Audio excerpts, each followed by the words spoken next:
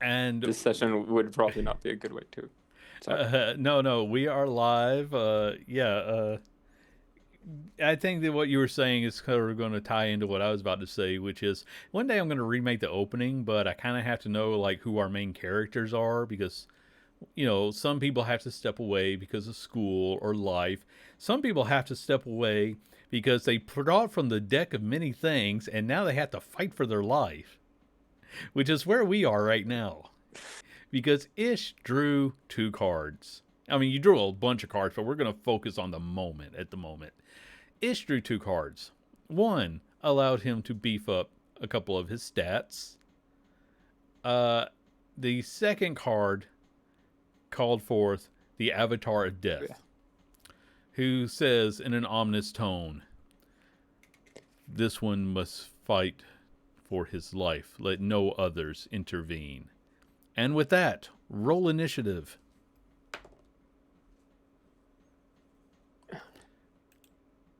And everything I was doing, I forgot to pull up the avatar.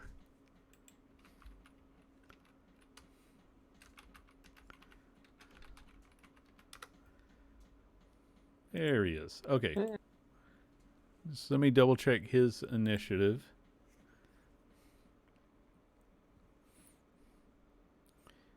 Okay. What did you roll, Ish? 13. Okay. You get to act first. Begin the battle. Let us hope you survive. Fudge knuckles. Okay. Yeah. Uh, I'm just staring at this guy. I'm, I'm like, uh, I thought nothing bad could happen from this deck. All right then. And I will extend my finger and cast bestow curse on him. Okay. What does he need to roll for that? Because I just. Wisdom saving throw. Wisdom I save. believe that Alright. these. Sorry. What's the DC? 19. Okay, he got a 19 on the die, so he's going to survive that. And do you have any other actions this turn? I would like to weep. Okay, that's a free. Crying is a free action. Okay, I am. That has long been established by Chris Perkins, and I will not gainsay him. And frick, yeah, I am going to move away at this point. I'm gonna try to get as far as I can, so using my Okay. 30 feet of movement. So I'm gonna move. Okay. Right there. Well, it's going to get a critical hit on its first attack, which was its reaction to you moving away. So, okay, can I? Because he made an attack against me, I am actually going to use Entropic Ward, I believe it's called. Okay, tell me what that does. As my reaction.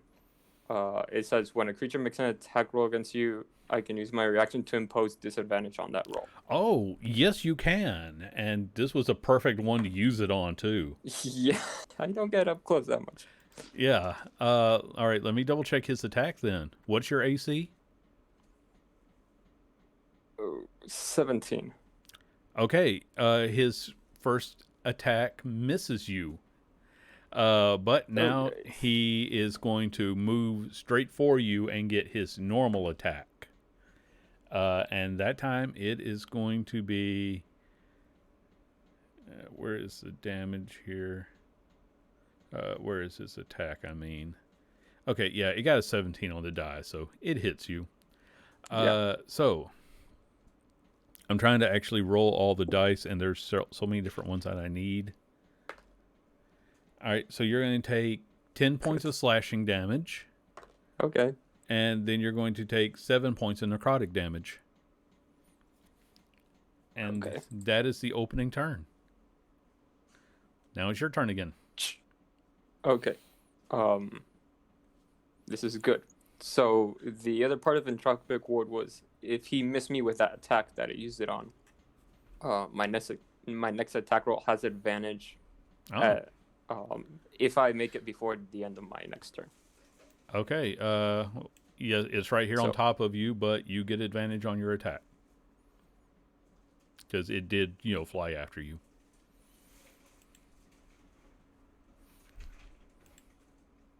yeah. Hmm. Wow, this is much harder than I thought.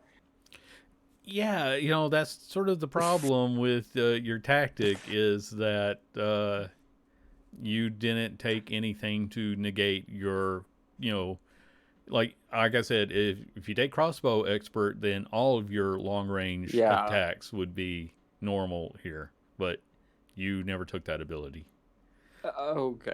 Yeah. So Uh, use what you got. I'm just gonna witch bolt his Okay. butt at 5th level. Okay. Is that a So save or an attack? it's an attack. Okay. So because it's a range spell attack, I would have disadvantage, but But because of you'll the Tropic negate that. Ward, Yeah. so it's just a straight up roll. Okay. Make the Uh, roll. all right.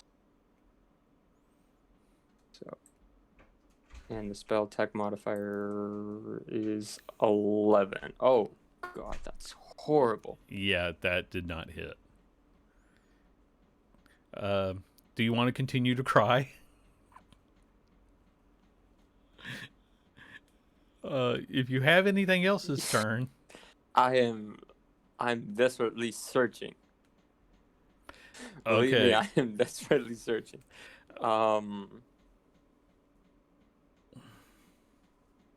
I'm just gonna stay there. It's the tears are stopping. It's just starting to get a little bit serious. Okay. He will miss with this attack. All right. Your turn again.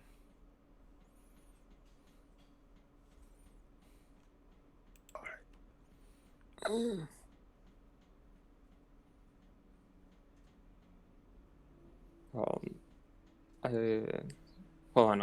I need to check if Chill Touch is actually a ranged spell attack or not. I think I'm doing his ability wrong. It doesn't say that his attack even needs to roll. It just says it deals damage. Oh, I'm all going to right then. keep rolling for it because that feels fair. It is a ranged spell attack, so that's gonna suck. But I will do it anyways. I will use Chill Touch on him, so Okay. that will be at disadvantage. Okay.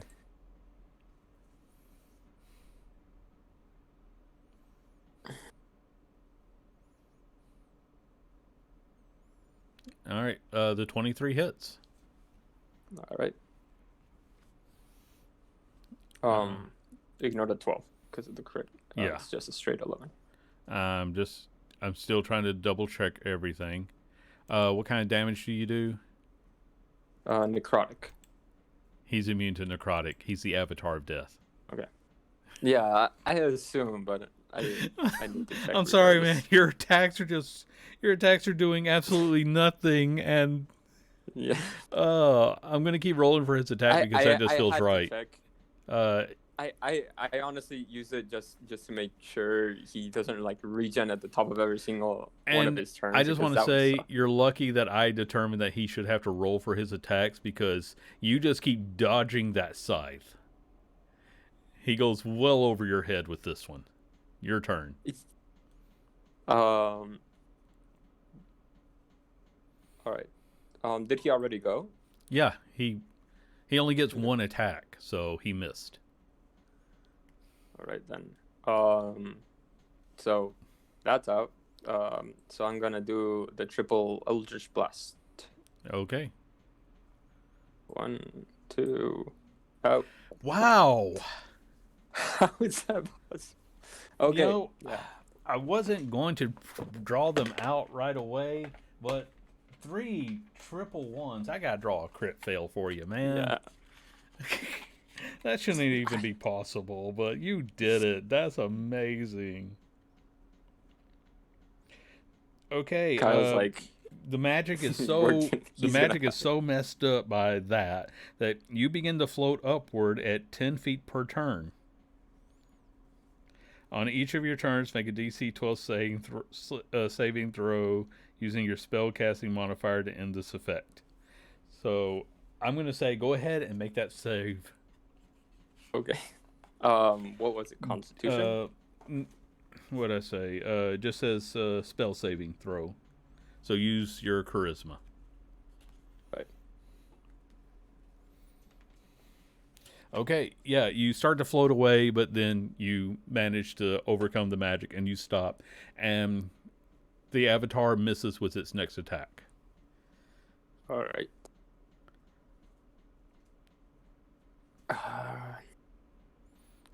I'm glad to see we got so many people in here to witness Ish die. witness my, and this is like just a stalemate. Have you guys By the watched way, it? Oh, and also, new announcement. Please hold off on new announcements until we are done with this fight because it's going to take longer, and I don't want to get us sidetracked. Okay, your 20 hits. Roll damage. Well, roll the rest of your attacks right quick. they are after the Christmas save. I rolled the 3. Oh, okay. Then yeah, all of them hit. So roll 3. All right. And the crit. Okay, so 19. That's 24 in total. well, the crit doesn't count. Okay. So that'll be. So yeah, that would be 12 and 19, 21. 21. So. Okay. All right. And the Avatar of Death attacks again. He's not having a good time, so he misses. Oh. I'm getting ridiculously lucky somehow. Yeah, like I said, I don't think he's supposed to even roll. I think he's just supposed to deal damage, but, I'm being nice. No, if that's the case, I prefer to do how it is on paper. Well, no, I'm going to do it the way I started it because I'm not Okay. changing mid-battle. Okay. If anyone interferes, they have to deal with the proper. I know, because I did that. Katie, we can hear you yelling. I did that. Okay. I know. That's why I asked in chat in character. Katie, could you please mute? Thank Yeah. you. Okay, Ish, it is your turn. Yep. I'm sticking with this because apparently he's not resistant to. Okay, I'm drawing another fail for that one. Fuck. 4 in one battle. All seriously. creatures within 15 feet of you, including yourself, must make a saving throw appropriate to the spell equal to your spell DC save. On a fail, they take 1d8 of that type of damage. So both of you need to make a save. What is your spell DC? 19. Okay, I'm going to call this a dex save. Oh wait, yeah, it's we're gonna go with spell. That makes sense. He doesn't make it. He's gonna take 1d8 force damage on top of any rolls you made that were a 20 also hit. Right. So no, it's just one. Just one, yeah. Okay. 6 force damage. All right. That means it is his turn again, and he got a 1. He gets a fail too.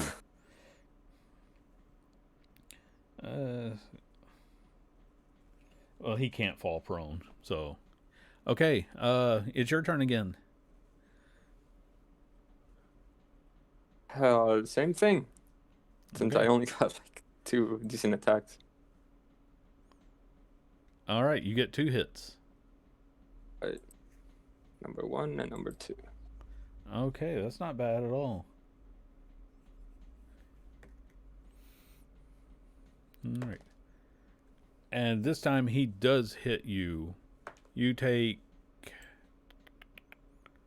8 points of slashing damage and 1 point of necrotic damage. Sweet. Rihanna, you can technically help. Yeah, but since I've been gone, I think we need to just wait to Uh, work her back into the story. Nick, it is your turn. Okay. The I mean- trio gun. Okay. Yep. I- All right, 2 hits. I mean, I want to help him, but Yeah, I mean, you might be able to kill it in one attack. Then you just have your own. Wow, that was not as good. That was horrible. Yeah. Why? Oh, natural 20. You are going to take 16 points of slashing damage and then 16 points of necrotic damage. And I'm going to draw a crit card for him because that's only fair. And get them all out. Hurt. You are blinded until the end of your next turn. So your attacks were already at disadvantage. So, now there's no real change to you. Well, yeah. You get blood in your eyes for a turn. But it's your turn. Throw those Eldritch Blast at random.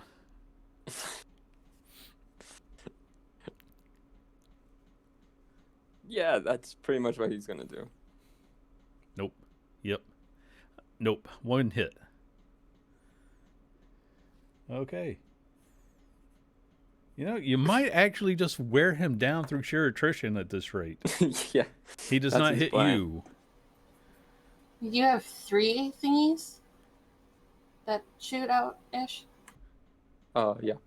So wouldn't both of those 26s hit? No, because he's at disadvantage. Disadvantage because I'm in melee. So only the 26 hit. What about the 28? There's a Never 19. mind. Never mind. Yeah. I'm retarded. You're a spectator. So, Ish, it is your turn again. His last attack missed.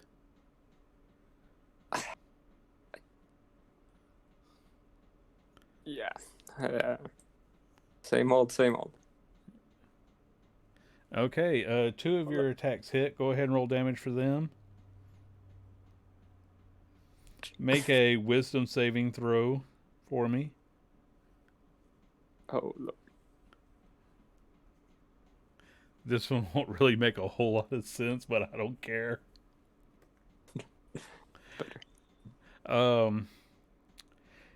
You fall madly in love with the target of the attack. You love death now.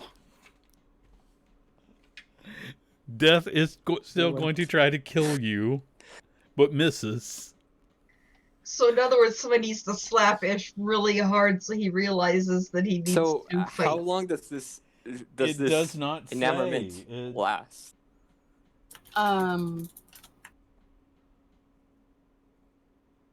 It does not. Is he hurting this thing? Like, Yes. does it look hurt? Okay. It does. It just says you fall madly in love. It doesn't say you can't attack the target.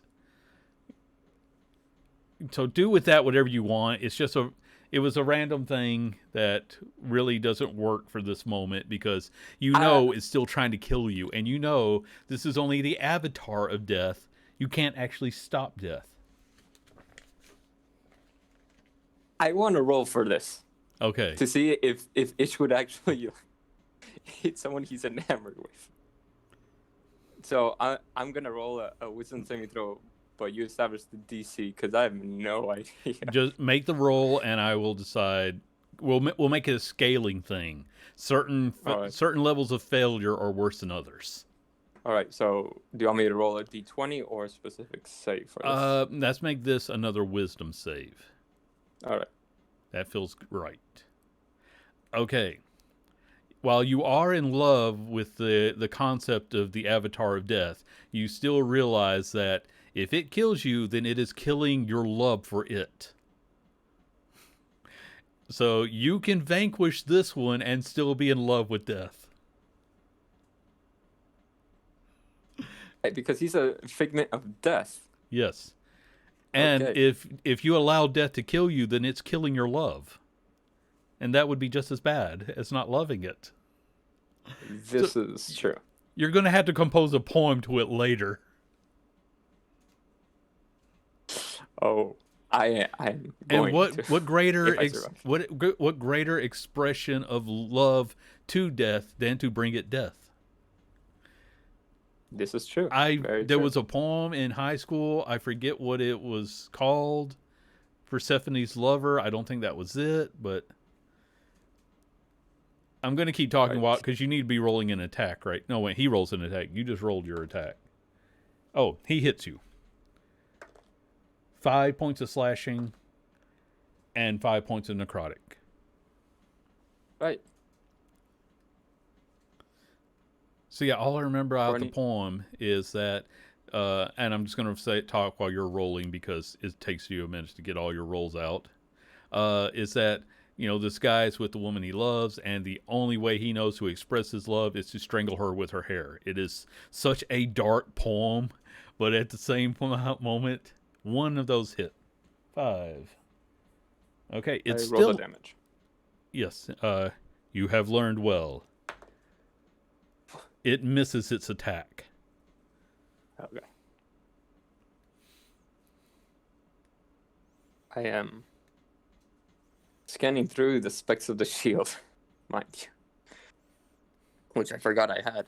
Yeah, well, considering it hasn't been hitting, you haven't been able to apply any of your. You made the shield. How do you forget what it can do? Well, I'm nervous, man. Oh, well, it's your turn. Okay, enough is enough. I'm gonna put the shield in front of me, and I'm just gonna lightning bolt this bitch. Okay, that's a dex save for it. I believe so. Okay. Oh, he's not rolling good at all. I know that's not going to make it. Roll damage. All right, double checking. So that's 8d6. Oof. 8d6. It's Yep. worth rolling, but only barely. You might get all ones. Okay. You unleash the full force of the shield into the avatar of death. And as the lightning dissipates, it lowers the scythe, nods to you, and then fades back into the shadows. You have won. Yay! Woohoo! It just melts onto the floor. Okay, now that we've had that moment, Katie, I'm so sorry. What were you trying to say about announcements? I got a new burp. Okay, woohoo! Baby. What is Bird's name? I don't know. We found him. How about bird? Okay, he is Bird. Mr. Bird. He is Bird the New. I was thinking, but it's a cocktail, so it's one You of the. could name him Flynn because that's a really awesome name. Okay, But then we'd be confused between Flynn the cat and Flynn the bird. I mean, come on, Danny. You know some of us are not that on top of it anymore. Maybe you can call him Larry. Larry the Bird. I'm Nick, I'm going to give you a plot point for that, but still, take 5 psychic damage. Not Ish, Nick, take 5 psychic damage. You could name it Maximus after the horse off of Tangled because Flynn is named after Flynn Rider from Tangled, so we'd have Flynn and Maximus. Okay. Just name him. Okay, Poor okay, guys. guys. I don't want to have to be the rude guy, but we'll get into that.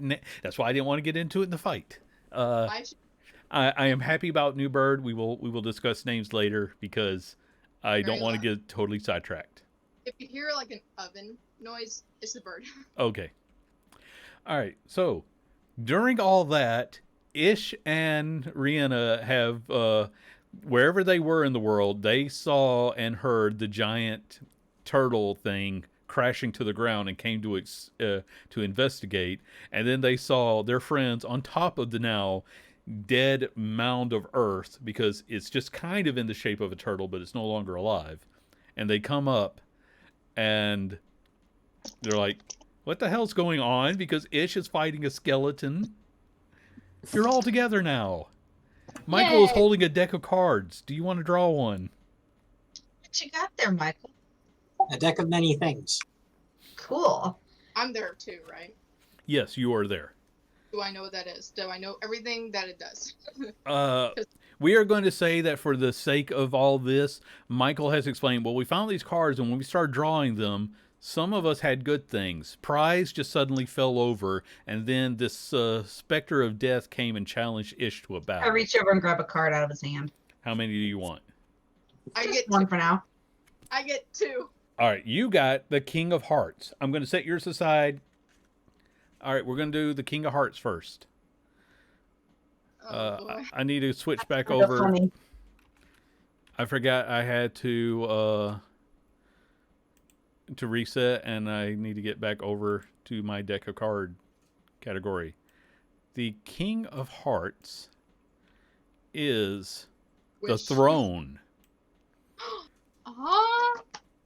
No. The Throne, as soon as I find it, Keith. you gain proficiency in the Persuasion skill and double your proficiency bonus on checks made with that skill. In addition, you gain rightful ownership of a small keep somewhere in the world. However, the keep is currently in the hands of monsters who you must clear out to claim the keep as yours. Yes. One of my friend's characters died while trying to get his keep. He's like thrown 20. Hey, I got just remembered I have the Vizier card too. Yes, don't you I? do. I was Okay. going to bring that up after we were done. But Jonja also snatched 2 cards. Jonja, you have the Ace of Spades and the Jack of Hearts. Your first card, the Ace of Spades, is The dungeon. the Donjon. You remember that one? Okay, your second card won't really matter. Donjon, you disappear and become entombed in a state of suspended animation in an extra-dimensional sphere. Everything you were wearing and carrying stays behind in the space you occupied when you disappeared. You remain in prison until you are found and removed from the sphere. You cannot be located by any divination magic, but a wish spell can reveal the location of your prison. You draw no more cards. Oh, damn. I'm putting that one back into a random place in the deck. What was it gonna be? Who's I can't tell you what the second card was going to be because, Jonja, go ahead. I'm gonna make you a second character sheet right quick. Oh, don't But worry, I've got one. I'm getting it updated. okay, cool. Just gonna bring Kiara back. Yeah. Yeah, that's actually perfect. That's great. Yeah. Remember to say, like message someone all of the gear Jonja was carrying because your supplies are still left behind. Don't worry, I got it. Okay. Cool, guys. We have something to sell to make a little cash. Just kidding. I don't need. I don't like to you think need Michael's cash just when you have standing your here own with a personal deck of cards in fortress. his hand while all this happened. Yeah, and he just puts it back inside of his bag of many things now and is just shaking his head very slowly. But I wasn't done. We've just had one person fall over. Speaking of which, there is a crackle of energy and smell of ozone. Roy, Uh-oh. step forward and introduce yourself. You see he's just over 5 feet tall, bald, clearly in his mid-80s, walking with a cane, and wearing a full red suit, like a red cloak and robes underneath. Price, where did you get off to? What are you doing? I think you're a bit late on this one, dude. He's kind of like out of it. That's funny because when he first started to describe it, all I could think was like a red Willy Wonka-like suit before he clarified. He looks over and he surveys everybody, and he sees Prize laying on the ground. He looks at everybody standing over him, and he goes, What did you guys do to my automaton?" He drew from a deck of many things and fell over. Why would you let him do that? Like I'm going to stop this many people. He's supposed to be protecting my sequester back at the tower. Who are all you people? What are you doing? Hi. I'll step forward and say, hi, my name's Rihanna. How are you? Well, clearly I'm not very happy because I've been woken up from my nap. Whoa. Then go back to sleep. Well, who's going to be protecting me while I'm sleeping? Prize is supposed to be protecting me. What did you guys all leave him off to do? I let him off to nowhere. I didn't do. I came back to the group and he was a member of the party. You know what? Here, I pull out the deck of many things and I hold it before him. Draw a card, any card. I ain't stupid. I ain't drawn from a deck of many things. I know what that is. I'm stupid. Does Trevor draw a card? I'll be nice. I'll wait. Okay. I really want to, but I'll be good. Hey, So who saw what I card will. you got? Sorry. It's just getting like sticky fingers. Like I shouldn't. That avatar nearly I killed always me. I putting the could. cards back into his bag. Rihanna Oh, just wait. slaps Ish's hand. Don't. Well, I will you say, see what everyone happens- who is tempted, Who, make my a hand? wisdom check for me. This is just Why for my wisdom, fun. man. Because wisdom isn't it a mental stat? Not my fault. You consider them worthless. Rihanna is just thinking, two people are already dead. He just fought this thing. There's all the bad stuff has to be taken care of already. Trevor Yeah, is after all, I now own a keep somewhere. Yeah. So, So what possibly Rihanna could go is just wrong? thinking all the bad stuff has to be gone. Trevor, you know that there is always another bad thing in that deck. Can I make the saving throw as well? Sure, that's why I said everybody. Oh, okay. I didn't hear that. Nick, you're like, there's still probably some bad, but most of it's got to be gone by now. Maybe we should wait until we get things figured out, because Jonja's a Jonja is gone. Jonja's gone. Well, Prize that's why I is can a draw mechanical a card version of to a make sure vegetable. I get Jonja back. Not like But see, the last time we did Rihanna, no. Can I stop her? I'm going to say no because this is too much fun. Carrie, you just got the 2 of hearts. That is... Dun, dun, dun, the gem. 25 pieces of jewelry worth 2,000 each, or 50 gems of 1,000 each fall at your feet. This is fun. I picked them up, put them You in my got bag. 50,000 in gems now. That's good, because I lost all of my money. I'm looking like, you see, nothing bad. I draw another card. Okay. And You- that will be my last one. You get the Queen of Diamonds. We're all needing new characters. This is another campaign. This is the start of another campaign. It's No, going to I be mean, at this Rihanna's rate. having good luck All here. right, hold This is on, awesome for guys. her. The Queen of Diamonds is the moon. Oh no, Trevor's face is just like Ish. You are granted the ability to the wish spell 1d3 times. I will roll because I've got it on hand. You get 1 wish. Which one more wishes? one. Oh. Make a note. You can use it at any time. Oh, okay. I was about to ask. Do I have to? You don't have to use it now. There's no restriction on when you have to use it. Just, you can't use it after you die. Well, technically, maybe you could. Oh. I wish to be resurrected. The wish spell cannot fix that. It said Oh, so. Talking about if you die. No. Oh, It can. yeah. describe the location. Yes, I know- then you're right. Yes, that would. There's I still know- some cards, but you can continue the story. Your choice. No. That's like. That's just to top it off. That's like okay. Yeah. See. I turn like the over and I'm idea of like, see, Michael has nothing been trying bad to put this happened. away, and people keep yanking cards. Okay, But 2 I turn really around and great I'm saying, things see? just happened. Bad things, good things. Does Trevor want to draw a Rihanna card? got a good thing. I got a good thing. Rihanna got 2 good things. Look, we actually. know See, Trevor wants to it's- draw a card. How many?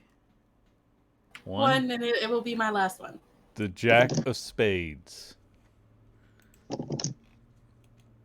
And the Jack of Spades is the rogue. A non-player character's GM's choice becomes hostile towards you. The identity of your new enemy isn't known until the NPC or someone reveals it. Nothing less than a wish or divine intervention can end the NPC's hostility towards you. Just be glad it's not an ancient dragon that wants you dead.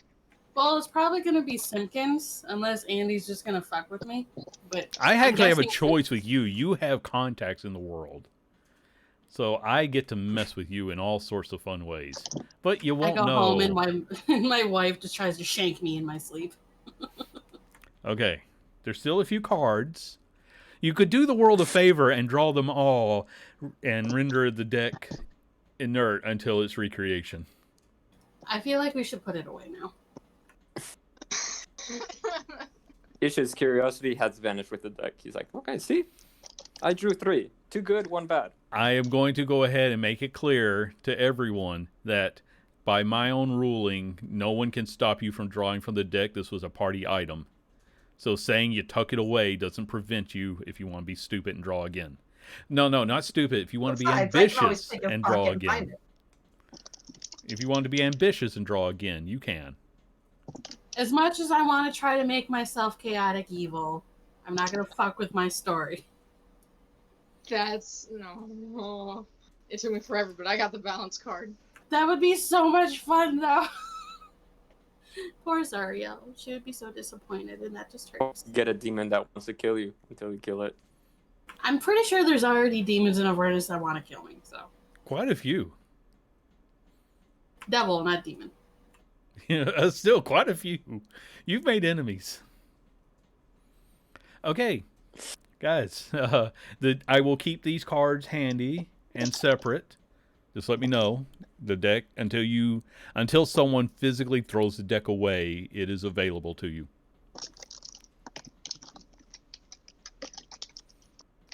Rihanna is just looking over this paper that sort of like blew in the wind towards her.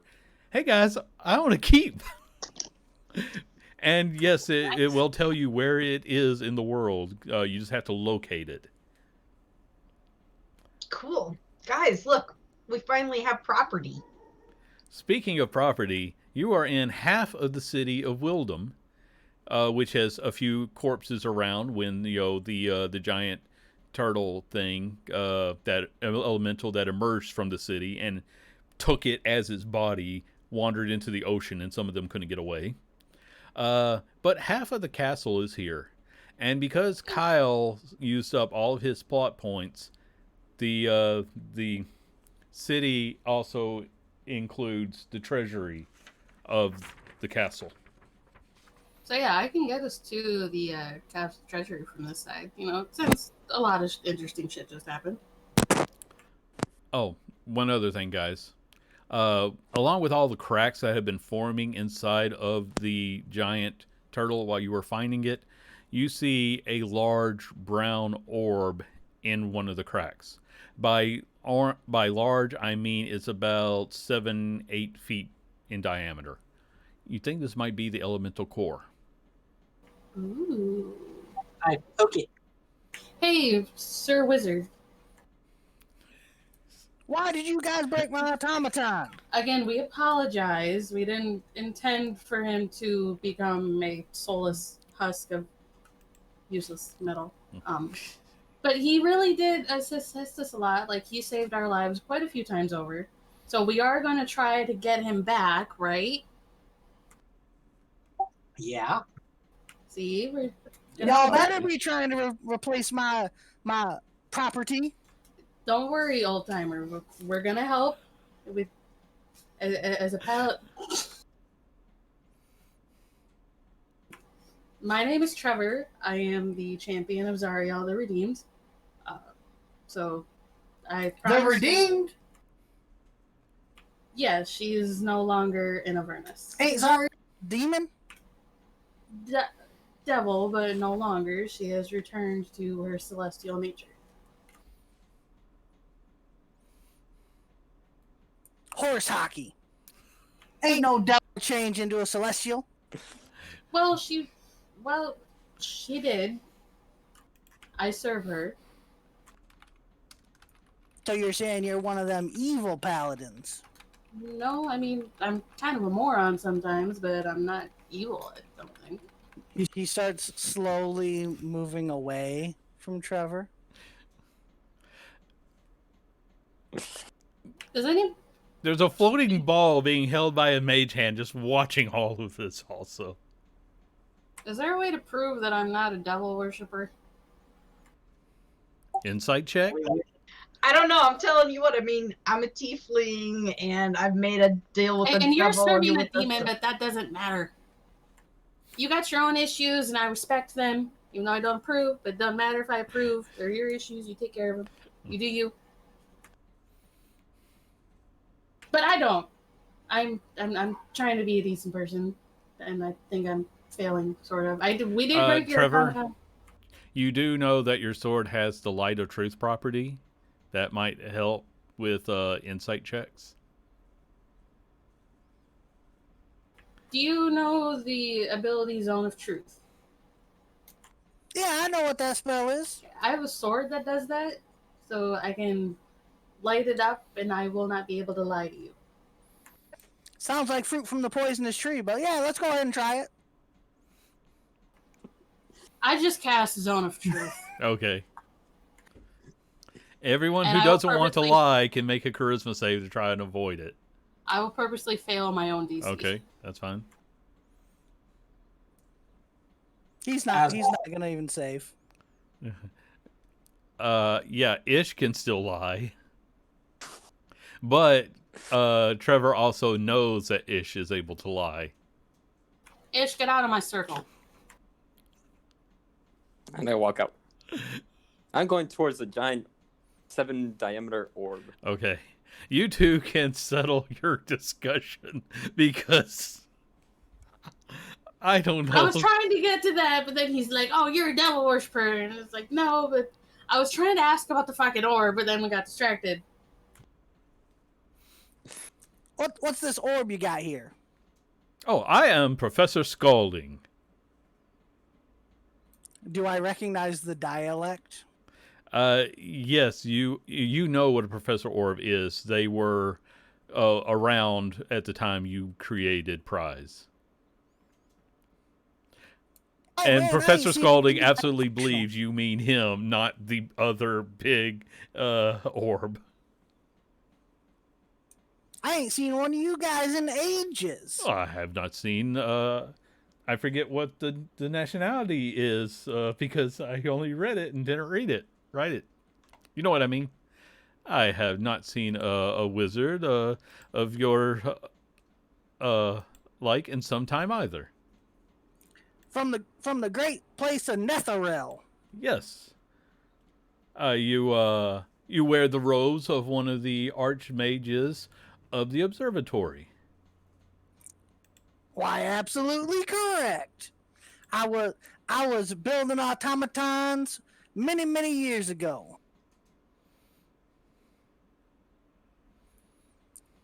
I never did quite perfect the AI. Did Prize actually start to actually think for himself, or was he still a protocol droid? He was thinking for himself. He was quite fond of cooking. Also calling us meat bags. So it sounds like he improved a little bit, but did not quite get there. Well, his terminology was very accurate. But rude. I don't know, with this bunch of clusterfucks we are, meatbags is probably the most polite thing we've ever been called, so. So what is this big orb over here, Mr. Professor? And he goes over and looks at it, and let's see if he knows what it is. Oh, wow, he did really well on that roll. This is probably the elemental orb that was powering the Titan. It contains a great deal of, in this particular case, earth-based magic. Interesting. What are they, like, useful for besides making titans? Well, it is essentially condensed earth magic. So if you can find a way to harness that power, earth is probably not one of the more practical ones. I suppose you could use it to augment the defenses of something, but you would need a receptacle that was capable of drawing the power. If it were, say, an electrical based magic, well, then that would be a little bit more versatile in its use. Ish clinks his shield.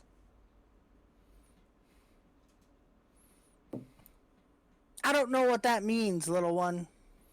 It means that, I thought this one was smarter. It means that if you can find a way to harness the power, this could power an immense golem. It could be used in the crafting of strong defense. Like walls or something?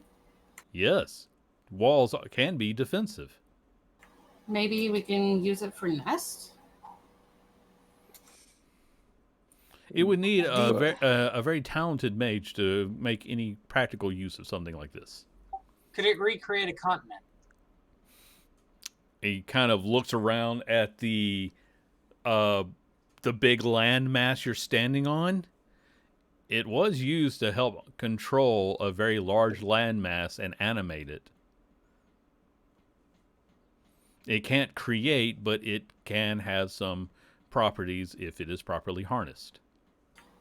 So is this something you might be able to work with, or should we find somebody who uses like magic based around Earth, like a druid or somebody? I would like to know the answer to that question as well. I'll let you make an intelligence check.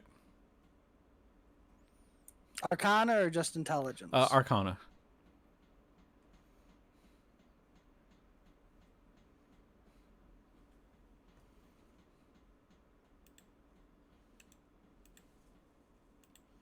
$25. Oh, you're pretty sure that you could absolutely make use of this, but it might take some time to, you know, it basically it would be the ingredient in a crafting, or you could make a custom item, you know, that was powered by this, like a golem, but that would, you know, take a lot of time. But yeah, you are definitely capable of crafting such an item.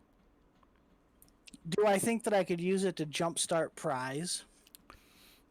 If you did that, it would not be the original prize because the soul that you crafted has been taken away. If you repower the body, it will be someone different. But you could maybe make, like, you know, a 30-foot, you know, automaton. He seems very pleased at the idea of making a gigantic prize.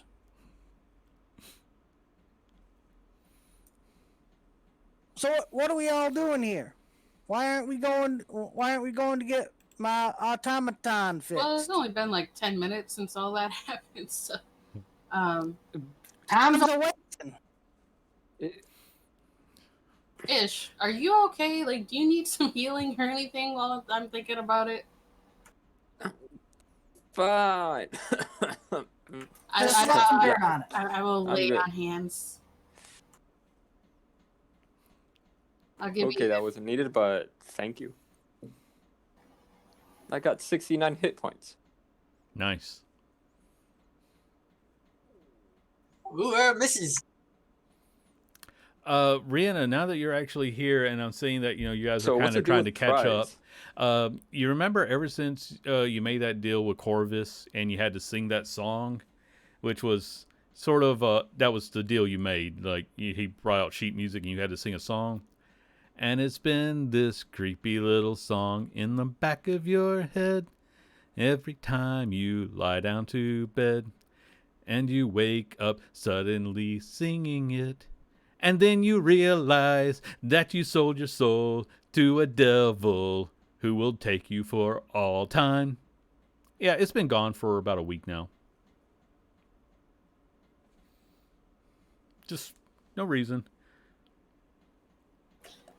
Michael, have you? So caught I Brianna think on your I'm situation? gonna assume that means that she followed through on her end of the deal, huh? You don't know. Did you convince a few drunken people to get the tattoo? Like I was telling Michael, it's all been kind of a blur. Then Some wild and crazy shit that went on, and I can't remember most of it. In game terms, how long has it been since Michael did his entire thing with Corvus? About a week.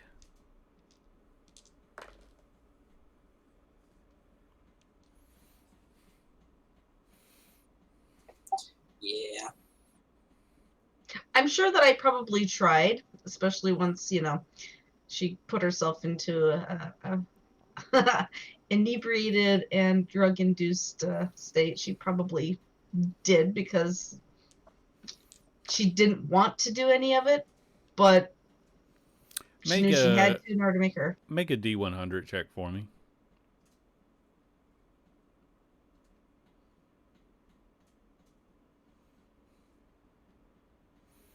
You have the vague memory of talking to some people and showing them that, but it's still sort of clouded by the alcohol and the drugs. All you know is that one day you woke up and the song wasn't there anymore. So that's why I stopped drinking and doing the other stuff, because I was like, oh, God, because I was doing it to try and get it out of my head and to get the equal courage to do this, because I really didn't want to. So, yeah, maybe you completed your side of the bargain. Maybe not. You may never know now. Cool. I want to try something, and I'll walk up to Rihanna, and say, "Would you mind me poking inside your head to see if we can confirm it?" Trust me, I know how comfortable it is for someone to have someone else to be in your head, but oh yeah, no, I had this little voice singing in the back of my head for a long time, and it was driving me bonkers. Oh, like getting the song stuck in your head? That sucks. Yeah, only it just never went away. Well, okay. Why not? I trust you. Well, that's your first mistake, but okay. I know. No, not her first mistake by a long shot. Oh, no. Well, no. I mean, hey, come on. I pulled from the deck of many things and nothing negative happened to me. So, I'm going to sit down on the ground cross-legged and just relax and say, do your thing, man. All right. I am going to use the rest of the charges on the shield, Andy, to cast Detect Thoughts. Okay. Beforehand, I'm going to say, do not resist or this can go sideways. Okay. So, you were able to sift through some of her thoughts. I'm going to say that make an investigation check. Not proficient. I have no bonuses to that, by the way. Yeah, but it's still the only thing I can think of to really... It's a mess in there, man. Like, at one point, you're pretty sure you saw her dancing with devils. And then, maybe it... But then you see the way it really happened a split second later, which was just her flailing around while people threw things at her because she was too drunk at the bar. That sounds about right. It's just a disaster. So you're getting the drunken imagery combined with what fragments of what really happened. Then there's like frames missing. I mean, like literally, there's a point where it's just no memory here. It's a really bad cell phone video from like a frat party in the early 2000s. That's a great explanation for it. I was thinking Homer Simpson trying to remember something, which starts with them like frolicking around and then file missing and then him waking up. Brianna will pop open an eye and say, "Are you done?" It's just like, oh, I should have warned you. It's a mess in here. but you know. Ish, you have never seen so That's much an mental understatement, trauma. actually. You've literally seen the mental trauma that is Rihanna's mind, and you tripped over some of it. I think it should actually take psychic damage from that. I believe so too. Yeah, you have like a pounding headache and 10 points of damage coming out of there. All right. Like, But Are ironically, Ish is resistant to psychic damage, but okay, then you Rihanna, only take 5. out of that whole thing is... Rihanna, if it's okay with you, I can try just to see if you did or not. I mean, a part of me doesn't want to know, but Well, hold on, Michael. Have you told her what happened with Corvus? Yeah. Because you said, Rihanna, that it's been like a week since you haven't had that, yeah. and it's been like a week with Corvus, right? Oh, I don't know if changing his nature to become a demigod broke the contract or not. Well, he wouldn't technically be a devil anymore, if I understand this correctly. I mean, I could be wrong. I'm obviously still new to understanding this shit, but the whole time they're talking, Raina's eyes are going back and forth between them, like, oh god, what the hell is going on here? I mean, it's possible that it could have, because adding in that divine spark could have changed his nature just enough, but he's still a dark god. He's still by nature. But he wouldn't fall Is under the this- rules of a devil contract? Like I said, this is just a wild fucking guess. This is still all speculation and theory. There's no confirmation he's a god, right? You stick a divine spark into something, it changes very, Well, Very change drastic probably, but we... and then levies a curse on you that you Wait. really can't remove. Wait. So is that why you don't have your wings? Yeah, he did. You was took Michael- away your own divine spark and put it into Corvus? Tried to change his nature.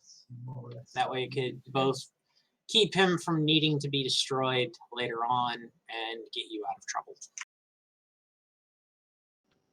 You did that for me? Both of you. Michael, say you did it for her. But that's only a half truth. Ish is gonna telepathically say, do it, Wow. do it. This is your moment. Do it.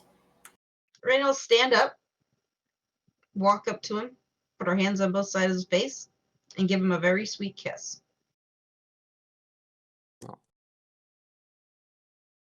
Thank you. I've never had somebody do something sweet to me over the fact that I fucked something up so royally, but okay.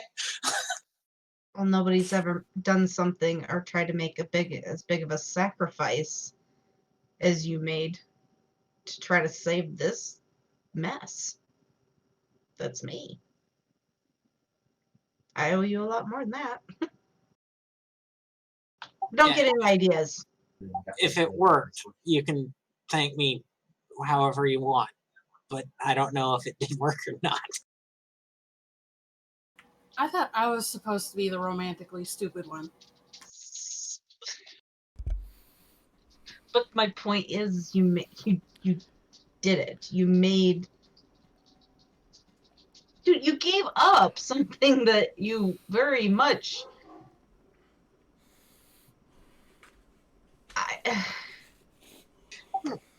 Let me put it like this. Saving an entire city by taking on a divine spark of an entity in which I then help Trevor redeem itself and return itself back into its rightful place in the celestial godhood pales in comparison to the fact that if I lose you, I lose you.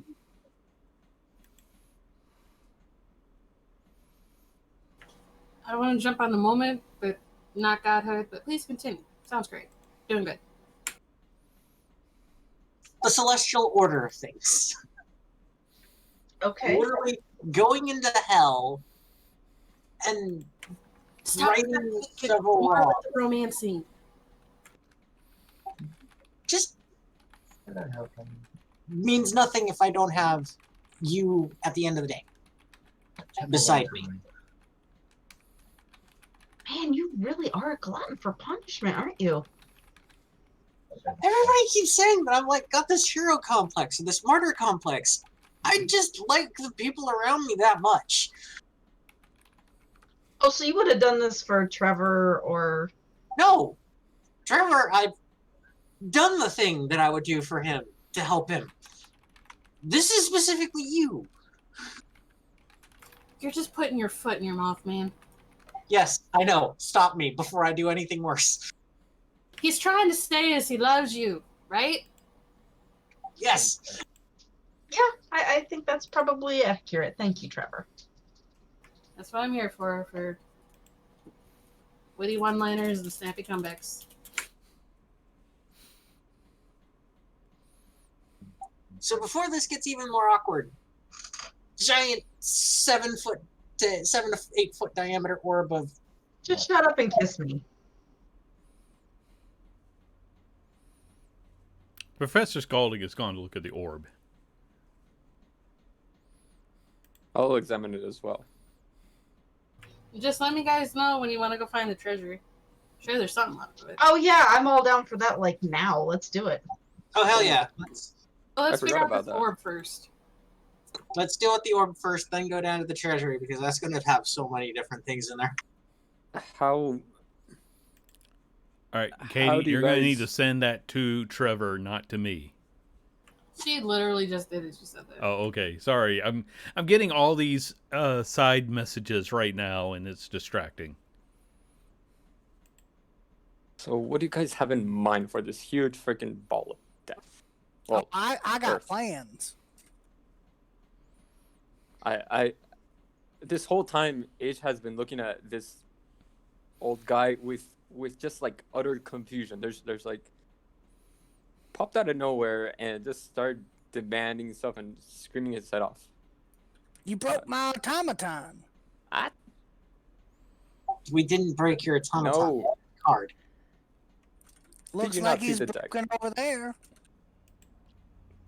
He drew a card. You shouldn't have let him. He don't know better. well, isn't that your fault since you're the one that built his protocol? If I was sleeping. That's an excuse. yes, there is no way. I'm not guilty. You lot must have dragged him out of the tower. I don't know How how he he even got here. Actually, he kind of dragged me out of a building after I was thrown in there by an elemental. And Yeah, he gave me a cupcake. we met That Prize. sounds an awful lot like Prize. We met Prize during a freaking unnatural lightning storm produced by a giant snake. I hate snakes. Elemental. Are you part snake though? That's beside the point. Let's not go over that. Fair enough. The Professor point is Scalding that says, we did yes, not he is steal Prize. purebred Yuan-Ti, which are the lowest of the Yuan-Ti race, and snake people is a common colloquial for them. There you go. Dr. Encyclopedia has corrected that. Professor Scalding. You're a snake person? Man. He's ish. He's still a person. It's The just purebred calling it Yuan-Ti snake are person. often used for infiltration of the other races because they can appear No. to You look like don't need to normal tell them that, humans. please. Oh god. I mean, ish. No offense. You literally told us you're trying to look to thrall people, which whatever. But I like you as a person, so I don't care. Just like I like Rihanna as a person, I don't care what the hell her background is.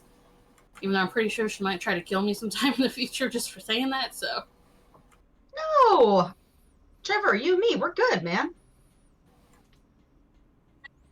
So we got an evil Look person, at your face. we got a snake person, got a devil person. I am not evil. The jury's out. I'm not a devil person, for crying out loud. She is most likely the offspring of a Cambion and a human several generations down the line. Devil person's a devil person. Can we just not talk about lineages for about 5 I'm seconds? just ignoring this old geezer and I'm just gonna inspect the freaking huge orb. It's a big heavy orb. You think that 2 or 3 of you can carry it without much of a problem, but it weighs, like 100 pounds. Huh. Wait, And it's slightly too Vienna, big you to were fit given into. a deed to a keep, right? Yes, I was. Well, you could use this as a fortification of it. Well, assuming we find it. Or also, in fairness too, like the majority of us have a home and nest. I mean, my brother is basically a wall by himself, so I guess the jury's kind of out on that one. But Let's try to put it somewhere in a dimensional pocket that we can actually save it until we have the ability to make a decision on how we're going to use this thing as a group. Can I? I'm not Is a it- magic person, but would it be a possibility to shrink it in size to store it? It's not a bad idea, but I personally can't do that type of magic. I can't either, and I'm kind of running a little bit low on space in my bag of holding because I've got. It won't fit in a bag of holding anyway. Can I? Would it be small enough for me to fit into one of my demi planes? Oh yeah, that'd be easy enough to do. Okay, so if we like rest for a night, I could probably fit into one of my pocket planes. And anytime we need it, I'll just like, hey, walk in, take it. Where you guys want this orb to go to? In an extra dimension pocket until we can figure out what to do with I it. want everyone to give me an intelligence check, please.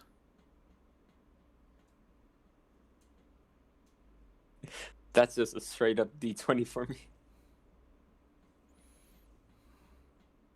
13 actually isn't bad for me. Okay, I'm actually having to exclude Prize from this from the moment, just because, not the character, the new character hasn't seen this yet. Nick, they keep talking about this pocket dimension that they carry around is a crystal that they keep saying that people are hanging out in. That is a pocket dimension.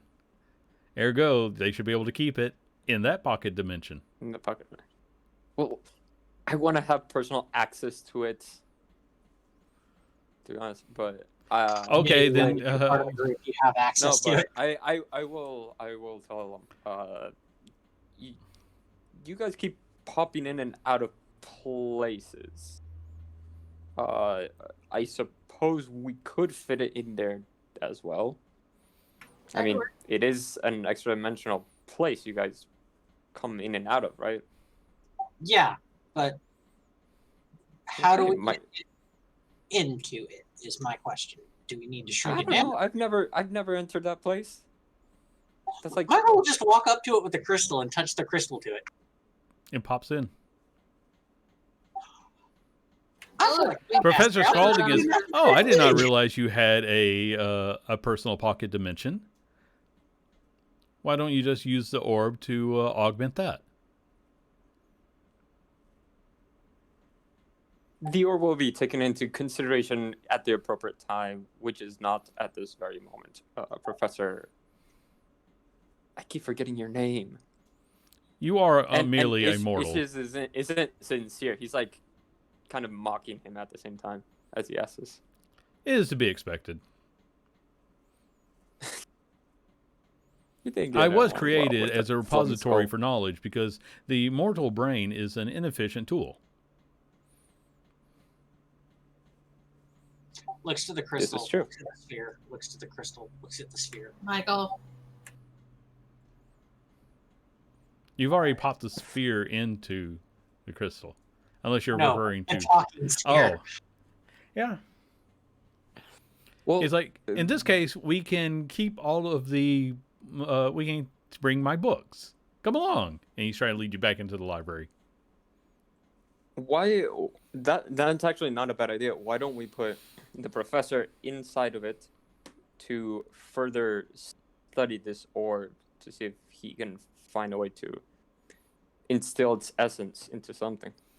Because I That do not way- have tools to work with. Let's if go we get give his you the tools. tools that And you I need. am research and data analyzation, not actualization.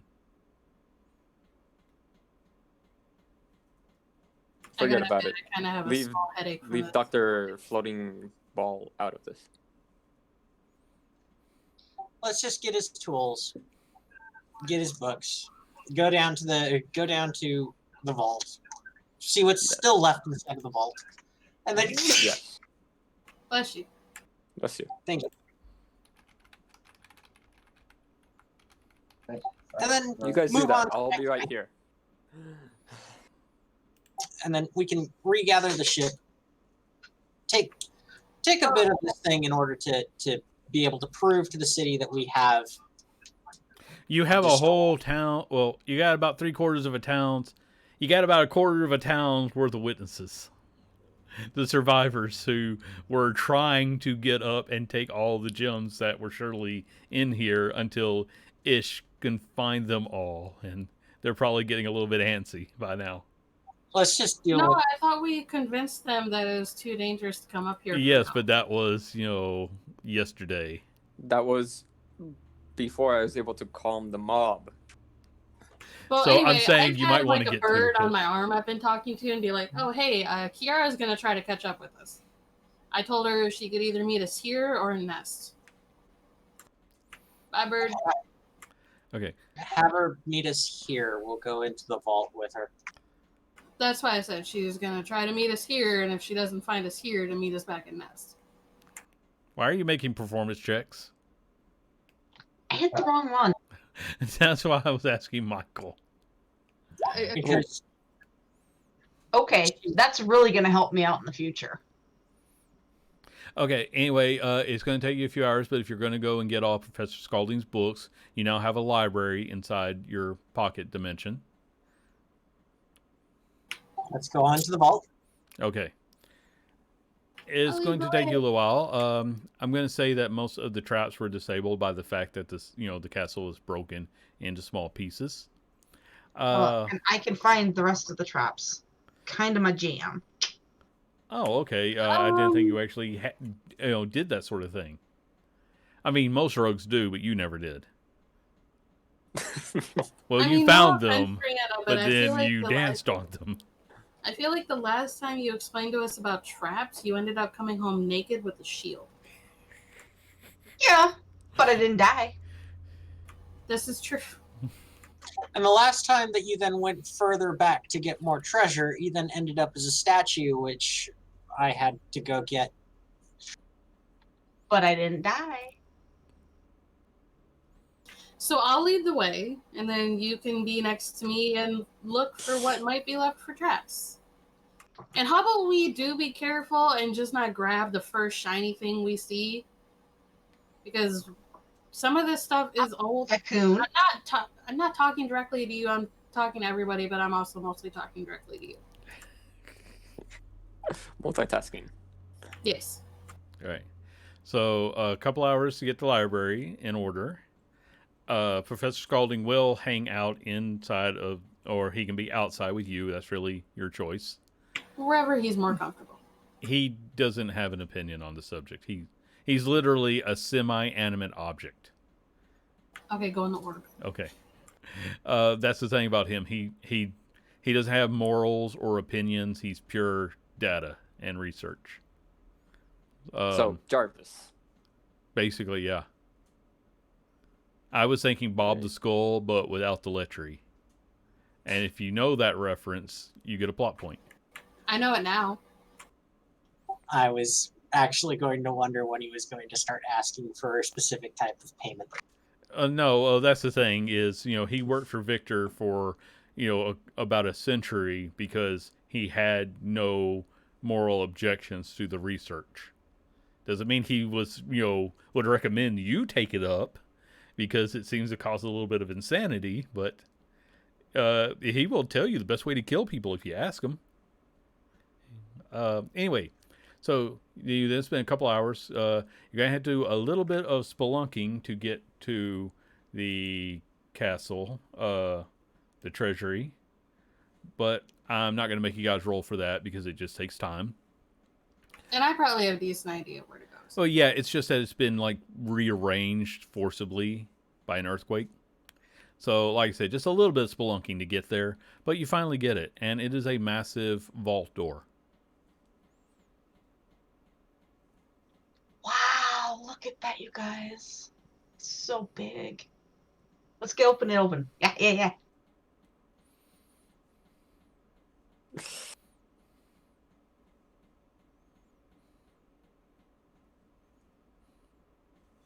Michael will just stand aside, getting ready for the doors. I'm just waiting for you guys to tell me how you do it. Oh, Do you roll? I'll check for traps first. While everybody else is kind of just standing around, he reaches into his bag, pulls out like a bunch of little rocks and throws it at the door, and he casts knock. Okay, just one second. Or we can do that. Okay, so while you guys were climbing down, a small bird starts, kind of flying around you. And yeah, you get in here, and yeah, the door, it opens with this. And based on the grating sound as it opens, it was probably, like physically jammed in some way. So the spell fixed that. And you are able to go inside of the treasury. I will pull out my swords. We have light. Okay. I don't need light. I just go in. Me neither. Can we I go behind you guys. Rihanna, make a dex save. Woo! Yes. Mhm. I will shift my arcane ward onto Rihanna too. It Don't won't need be it. necessary. She was able to not trip over a fallen statue. That's all it was. There was a Nice. fallen statue there. I'm just messing with you because you never check for traps. Because he opened the door. I was going to check for a trap before we tried to open the door, but he opened the door, so I'm like, cool, let's go. Okay. Well, you're inside now. There's several bags of money. Yeah, Rihanna just saw a coin, and that's basically all she'll be looking at. There is a few other things on the shelves. There is a... What do I have here? There's some plate armor. There's an iron horn. There is a sword that has like a shield guard on it. And there is also an iron flask. That's all that's in there? Yeah. I will inspect the horn. Okay. Give me an Arcana check.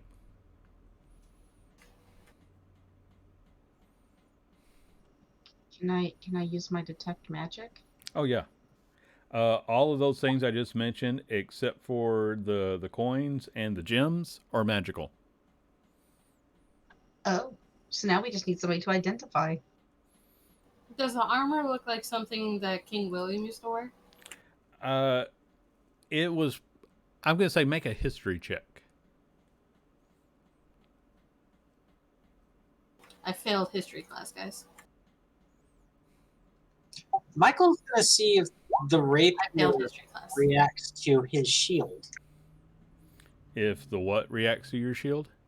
The rapier with the shield guard. I mean, okay. How do you test that?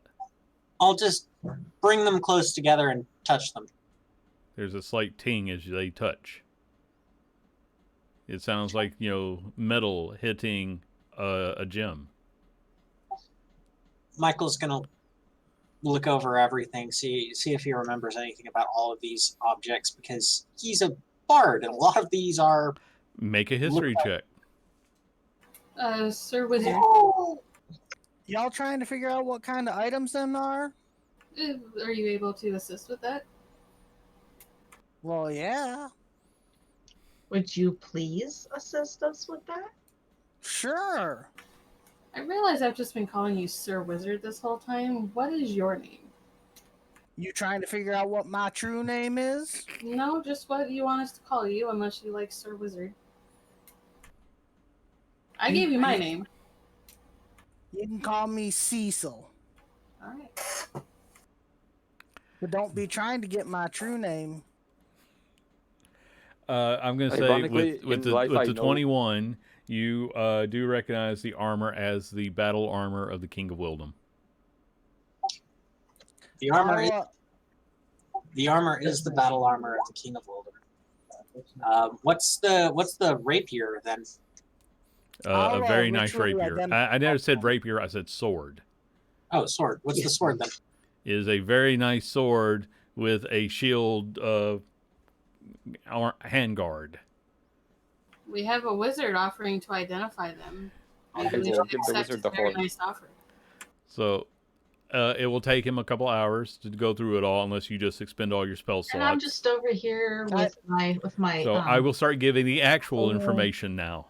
shoving money into it. Okay.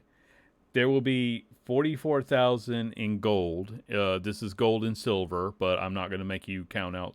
Just know you've got gold, silver, and copper available to you. There was 10 gems worth 1,000 gold each. The iron flask is an iron flask of Valhalla. The plate armor is fire resistance. The sword is a defender. And the iron flask is capable of containing a creature, and currently there is a Zorn in there. Isn't a Zorn a type of demon? I will let you make Elemental. a check on that if you're not sure.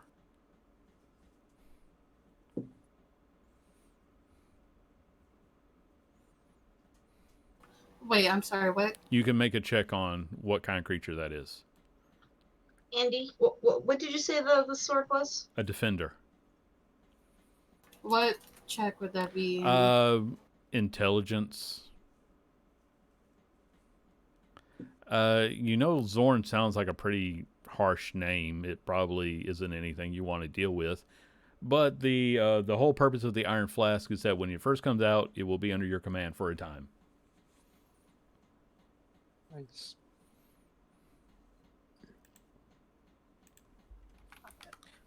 What metal is the horn made out of? Iron. Well, guys, I definitely am not using this. Why? What is it? It'll summon you some berserkers every once in a while, but they don't like people that can't use weapons. I'll hold on to it. Okay. Please. I look over to Ish. Do you want this one, dude? The horn? Yeah. I don't use weapons. Like, I'll look over at Trevor. Trevor? I'm literally already holding it. Okay. I'll walk over to the defender sword and I'll pick it up. I was gonna say, that looks like that would be useful. Like, what does a defender sword do? Um, I remember reading about it, and I know it's dope as fuck because it's like a legendary item, but I don't remember off the top of my head. It's essentially a sword that can boost AC if you choose. Well, out of character, it's a sword that can boost AC if you decide to use it to do so. So, like, you can, when you attack, you can do a +1 to your attack and damage, but gain a +2 bonus to your AC. But otherwise, if you don't do that, you just get a +3 bonus to your attack and damage. Yeah. It's a +3 sword that can be switched between offense and defense. I feel like that'd be useful. And like, I just rolled to see what it is. It is going to be a great sword. which means that it is, in fact, a two-handed weapon. Thanks. So Thanks, pretty, Andy. I was pretty getting much the only one excited. who can use it is me. Well, I didn't realize that it didn't specify which one it was until just now, so maybe you can Michael pay can as well. somebody to turn it into something else. Or I can start training one of you guys to use a two-handed sword. That is also a possibility. Yeah, I was like, that's not gonna happen for me. I was just getting excited because I was like, oh, I can use sword. No, I you're can pretty use sword. strong. Here, try this. I'll turn Vindication into my glaive and I'll hand it to her. Hold that, see how it feels.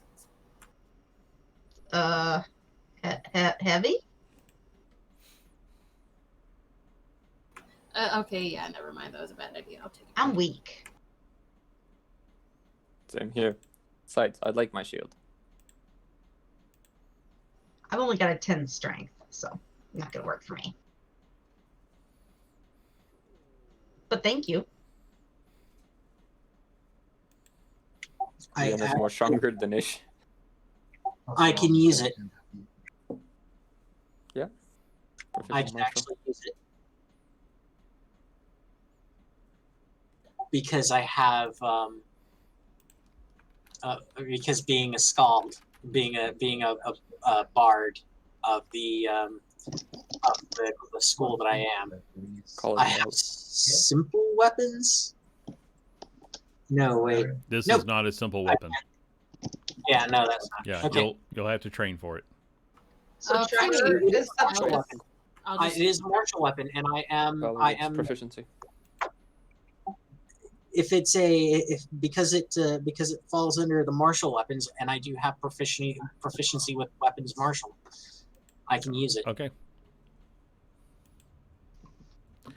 But it's a But don't you two-handed use weapon, and you can't use that and your shield. Right. No, yeah, that's right.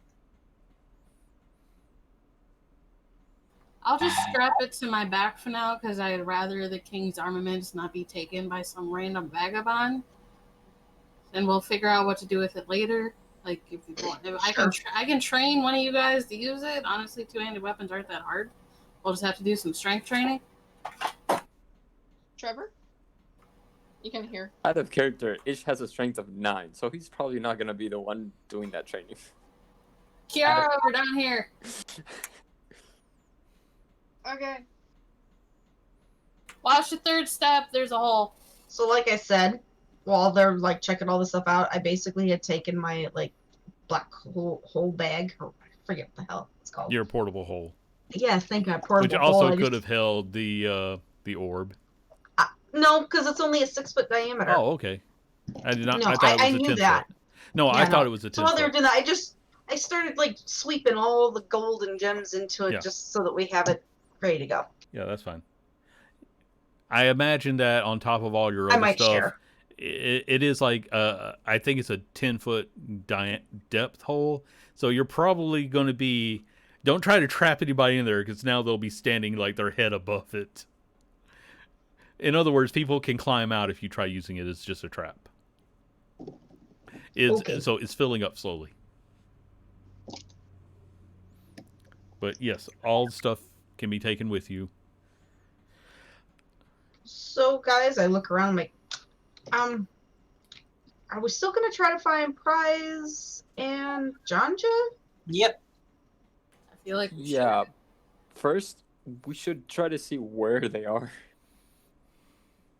Well, yeah, that's what I meant. I'm kind of like, are we gonna like try to rescue them from wherever the Oh hell yeah, it is before they're the How big's card the- drawing, we were thinking about going against a Hi, Kiara. How you doing? like a water elemental that was like threatening the coast, but You guys see. Oh, that's not it. Oh, no. That's not it. It's a photo. You guys see the blue tiefling as usual, but dressed in this kind of attire. No hat though. And a little sash to her side as she comes down the steps. Cautiously. Okay, guys, out of character, I'm slightly confused. Who is this? Mira, her druid that we saved a while back. Kiara. Kiara, sorry. Oh, okay. I guess I don't remember that character. She's been Janja for a while, and you've been gone. Kiara was her druid when she first started playing. Janja is somewhere. We don't know what happened to Janja. We have stuff though. He's gone now. He's gone. He's gone, and you got some free stuff.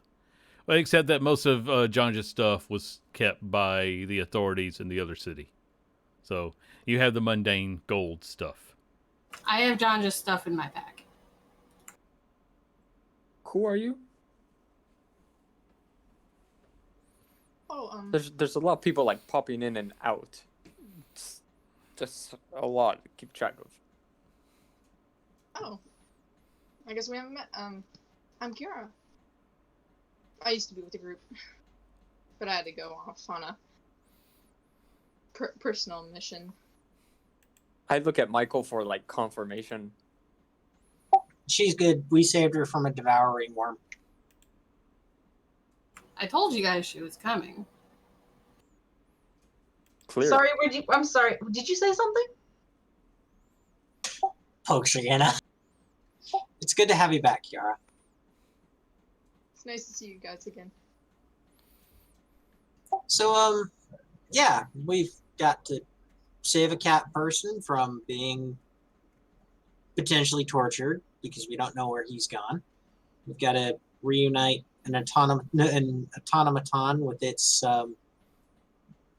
whatever's going to make it work again and be, calling us meat bags. And we need to stop a kraken and a phoenix.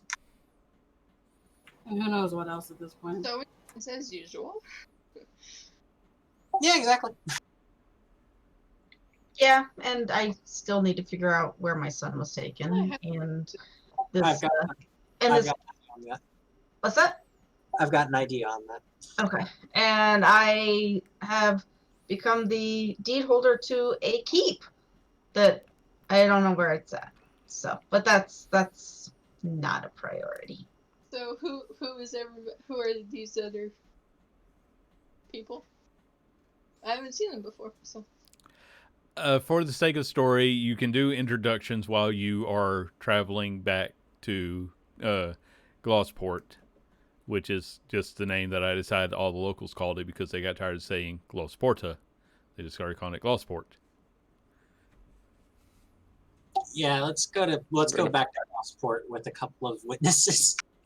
You don't have to like drag someone along. It will not be a problem for you to get people to basically word of your deed spread faster than you. So when you get back to the city, you do so as heroes who saved the city, but you're still not allowed to openly carry your weapons, so they won't charge you the gate tax this time. But you can't have your weapons out in the open. You got to put them somewhere. Put them inside of my bag of holding. Yeah, same rules apply. If you're seen, you'll be considered an enemy. I just got a shield. So, turtle down. Need to find prize. Need to find Janja. Need to take out giant squid and phoenix. What's the first one? Typical Tuesday for us. Just curious. Where are you guys at the moment inside the city? I mean, you got a lot of options. You can just go to a random tavern, or you can be out in the street. I just want context. I think we're on the street right now. Okay, that's fine. Is this a normal Tuesday? I think this is a normal Friday, actually. Tuesdays usually involve more death and peril. That's right. I forgot.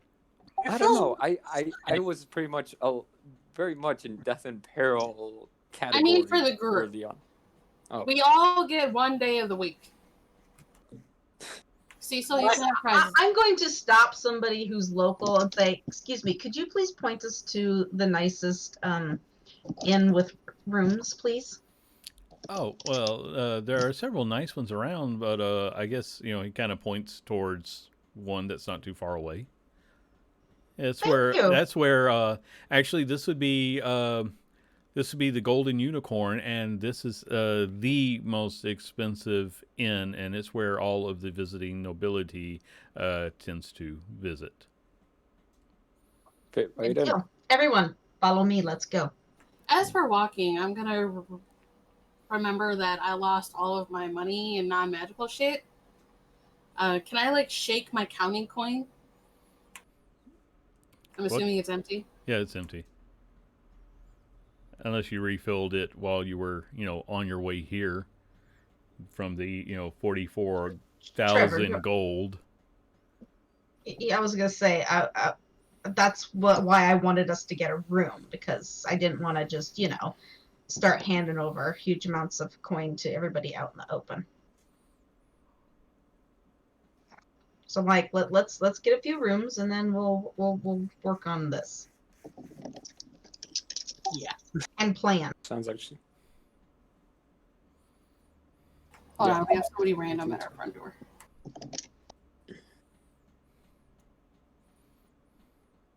Probably making sure that you're gonna vote. No, that was random. Okay, so you're making your way to the Golden Unicorn? Yep. Sure. Okay. This is an extremely fancy place. I mean, everyone is dressed, top of the line fashion, and you're a bunch of people who just spent about a week on the road. So I'm not saying that they don't let you in, but there's a lot of curled noses as you walk by. Michael just looks around for a moment before he starts using prestidigitation to clean everyone up. That is considered helpful. Whoever it was that like did that, I'll just turn to him and kind of give him an evil glare and kind of go. Yeah. That was yeah, I think, well, a couple of them did, but one of them was actually the doorman, who is a deep, almost black skinned tiefling, and he's wearing, a very, very fine butler's suit, for lack of a better term. Sorry, somebody apparently ordered a pizza with our address, so we don't know what's going on. Free pizza. Hey. Anyway, yeah, he just, even with your, hissing at him, he just continues his, stance. Welcome to the Golden Unicorn. You okay there, dude? I am fine. Thank you for asking, madam. Oh, good. And I'll do the snake tongue flick thing. Wait, what's going on? You went to the finest inn there is, and you're all a bunch of people who spent a week on the road, and you just walked into this really posh establishment, smelling and looking like travelers. Sir, can you please tell me, do they have washrooms in the rooms, or washrooms available? Because yeah, we need it. I had a titan fall on my head. Michael just prestidigitates everybody clean, and he himself is just like, I know, we look like vagabonds. He We look doesn't like- say a thing. He just gestures to the front desk. Thank you. Okay. Now that we're all clean and fresh smelling, I'm gonna walk up to wherever the person is who's in charge in here, and I'm going to say, hello. We need several rooms for an indeterminate amount of time. Is that going to be a problem? Yes. How many rooms will you be requiring? 7. We could probably bunk. Yeah. 1, 2. Okay, do we still have the professor dude with us? Well, he's a small orb, and he doesn't require his own room. I'm sorry, the Cecil. We will be needing 5 rooms. Rooms are Sorry, 100 I gold missed a that. night, or 500 for a week. 500 A week gold? per Yes. room? Per room. Yes. Does that include meals? Yes, it does include refreshments. I think that seems very fair. absolutely. Let's see. She so, likes okay. Trevor a lot more now. So let's see. Ish needs a room. Michael will just plop down 250 platinum pieces for that. Okay. Are you paying how many nights? You're Well, paying I'm for just a trying to week? figure out how many rooms we need. We need one. I can either share with Kiara or Michael. Don't matter. Michael's pointed out 5. He's kind of planning on him and Brianna staying together. Okay, fair enough.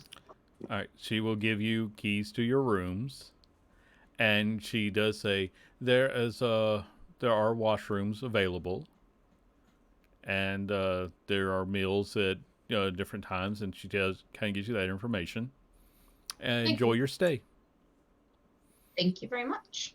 And I will give her a 10 gold tip. And she kind of nods and takes that. I realize that's probably not very much. I will let you guys make, anyone who's curious, make some insight checks about this place. Good. Can I do a divine Sure. sense while we're standing here? Sure. Yes. Okay, Ish and Janja, to a lesser extent, kind of figure out, not Janja, Kiara, I'm going to have trouble with your name until you swap it over again. You basically figure out that this is the place that you don't come to because it is a comfortable, inn to stay at. You come here to get seen and be noticed by everybody who matters. That is the purpose of this place. That is why it is so astronomically expensive. But everything here is for nobility. I've got a deed to a keep, so there. Yeah, I was about to say. Oh, I'm not saying you don't belong. I just mean that No, I'm there's- just saying it's yeah. like I could be like, hey, and plus I also think I Oh, have. I mean, like, they the are Christmas- absolutely used to rich adventurers coming through. It's just that you walked in smelling like you'd been on the road for a week. So You know, I think when I first started out as a guard, I broke up a fight in a place like this, and it wasn't Darby. I think it was a niece of hers. Caught her fiance here with his other fiance. That was a fun night. But yes, Okay, this is the sounds sort like of fun. place where if you want to get noticed by the higher ups, the people who make the decisions about how the city runs, this is the kind of place you want to stay. And that's why sometimes, especially the adventurers who just came into a big score, that's exactly why they would stay here. That seems fitting.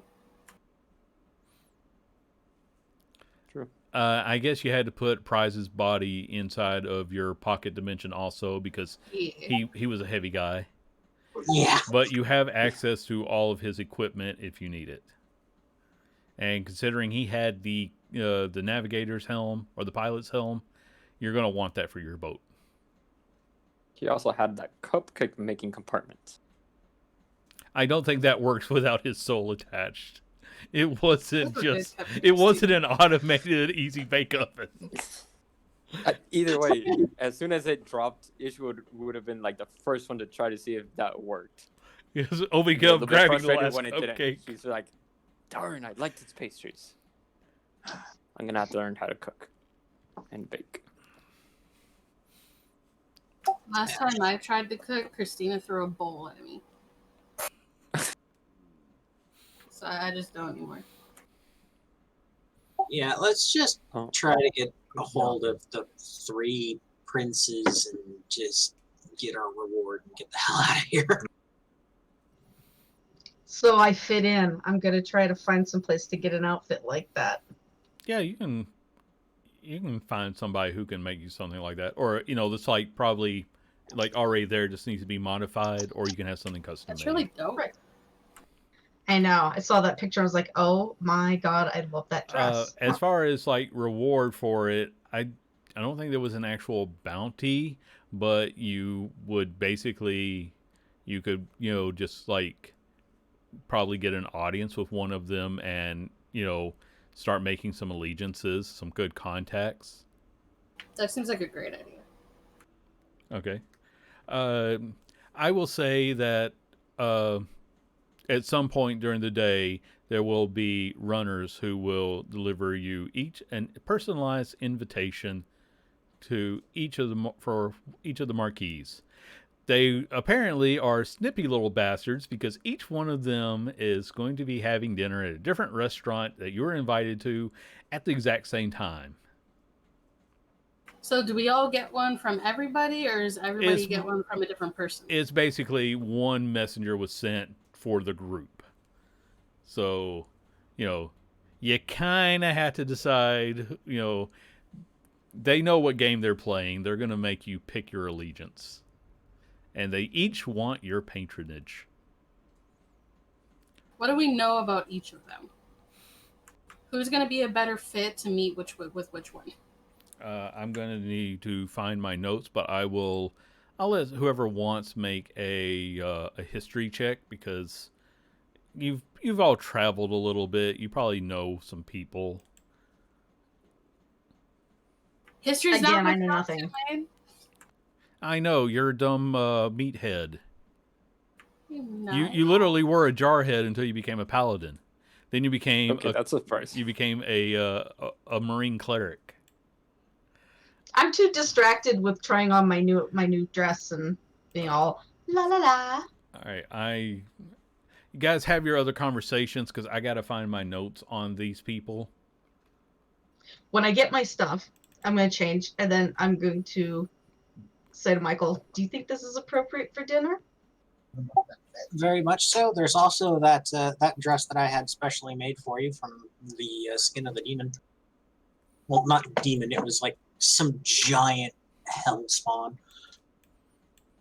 Oh, that's curious. Please write a book about these adventures because there's like so much stuff that comes up. I'm like, okay, yeah, so you guys went to Avernus, and then all of a sudden, dress made out of a hellspawn. What? I guess I don't remember that, or maybe I wasn't aware of that. It was like, if I remember correctly, it was the exact same. It was made out of the skin of the worm that we defeated, saving Tiara. Kiara. I am going to be. I'm going to be calling your character all sorts of necklace names. Ah. Michael, I'm not exactly the most fashion-forward person, but when a lady is wearing a dress like that, you shouldn't just be like, "Oh, wear this demon skin one. I got you," because that's romantic for a different kind of evening. I mean, I Trevor don't know gets a why. plot I point was for gonna that say one. maybe I'll try that one on later. Trevor, you get a plot point for that one. That was perfectly phrased. That was diplomatic. See, Trevor gets it. Okay, I'm Oh. married. I kind of get these things now. Oh please, being married. let's be doesn't honest. just Rihanna would magically make you absolutely wear the demon skin to the right club, and in the right club, she would be, just like the queen of the night. But Michael and Ish both know a little bit more about the politics of the city. Now, the three marquises are Ivan Gilvani. He has the control over the crafting region. That means that, like, the crops, anything that's made, which is all top of the line, that's in his section of the city. Eva Nakana, she has control of the ports. That means that, the shipping, all of the trade routes, they go through her part of the city. And Sergei Basara, he is in control of the colleges and the libraries. That means, all the mages are basically under his command. And I will say that with the 18 and the 19, you do know that while each of the marquises is functionally on the same side, they certainly have their alliances. There's, just this sort of, even though it's still politics at the end of the day, and they each want to get one up on the other two whenever possible. And so it's probably absolutely intentional that they all invited the heroes of the country to dinner at the exact same time at 3 different restaurants. So here's a novel idea, folks. What if we split ourselves up and each attend a dinner? That was my Just idea, thinking actually. that same thing. I suggest Cecil, you and the learning orb go to the one who. Sending the orb doesn't seem like the smartest idea. Yeah, the No, orb the- is not a person; it is a tool with an opinion. I was thinking Yeah, actually and- Cecil and Michael go to the library because that's kind of your guys' thing, unless Ish, you want to go.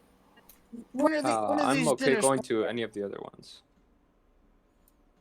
When are these dinners planned? They better not be after 4 o'clock, or else my gastronomic will be all messed up. They were for Right. late evening, like. We have a grandpa with an ulcer. Maybe we This'll should be just great. let Cecil stay here and rest. These just inconsiderate marquises. They're very powerful with a lot of knowledge. I'm very powerful with a lot of knowledge. I was about to What's that got say, to do with anything? Cecil, calm down. I just pat him on his head. So, but here's the thing. Maybe they have access to knowledge that you don't have yet.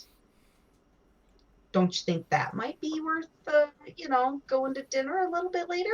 And I'm going to use my persuasion.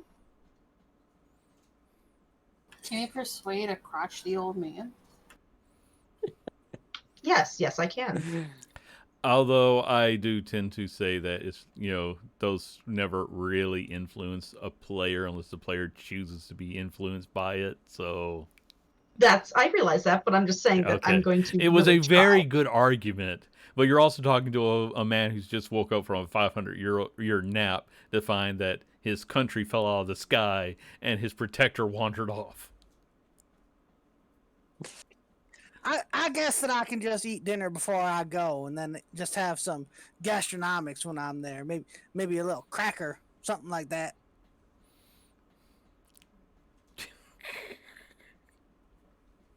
I'm sure they probably have some delicious desserts or something as well that you could. I think probably- I got to give Roy a plot point for all of that. I've been a little generous with them since you spent so many of them last session. I don't know about no dessert. That sugar just binds me right up. But you know what? I'll find something to eat that won't mess me up while I'm there. Okay, I'm about to take that Oh point my back. god, I love your characters. Okay, so Cecil and Michael, you guys are gonna go to the dinner with the learning people. probably best. Yeah, we are. So who's gonna? Maybe while there, you could see if they have a way for, I don't know, seeing where John Joe or Prize are being kept. Yeah. That could Well, actually I help a kind of lot. have this little thing in my head that it will give us the knowledge to. Fuck, what is it? You can ask one question in a moment of contemplation and be given information and how to apply that information. Okay. Basically, you can ask one meta question and I'll answer it in full. Okay, real quick question out of character, Andy. Mhm. I know we had the Marquise with the learning stuff. And then you got the one that she controls the ports. Who was the third one? I'm sorry. He controls the crafting portions. So, like the finest armors, the dress that you went out and bought, those were all done within his area. Trevor, And maybe his you and Kiara could take that one. Maybe. Yeah. I figured either. Like what? We should probably figure out like one who we're all gonna see, and two what our point is. Like what are we trying to do?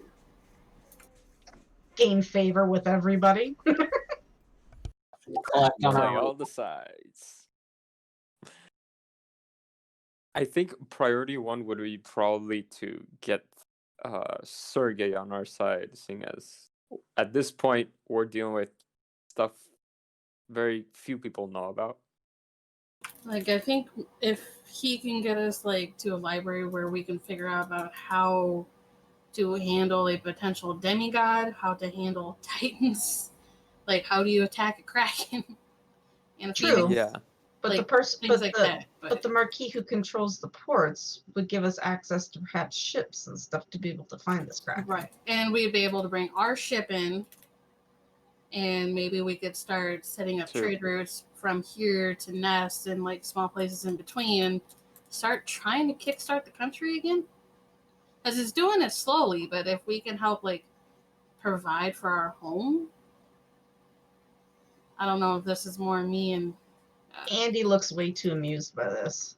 I'm concerned. I was fixing to type this in because I didn't want to interrupt. I was like, wow, Trevor just became a diplomatic noble overnight. That was actually sound reasoning planning for providing for his home. Danny never does that. Trevor's growing as a person. Remind me later to send a message to see what happened to my house.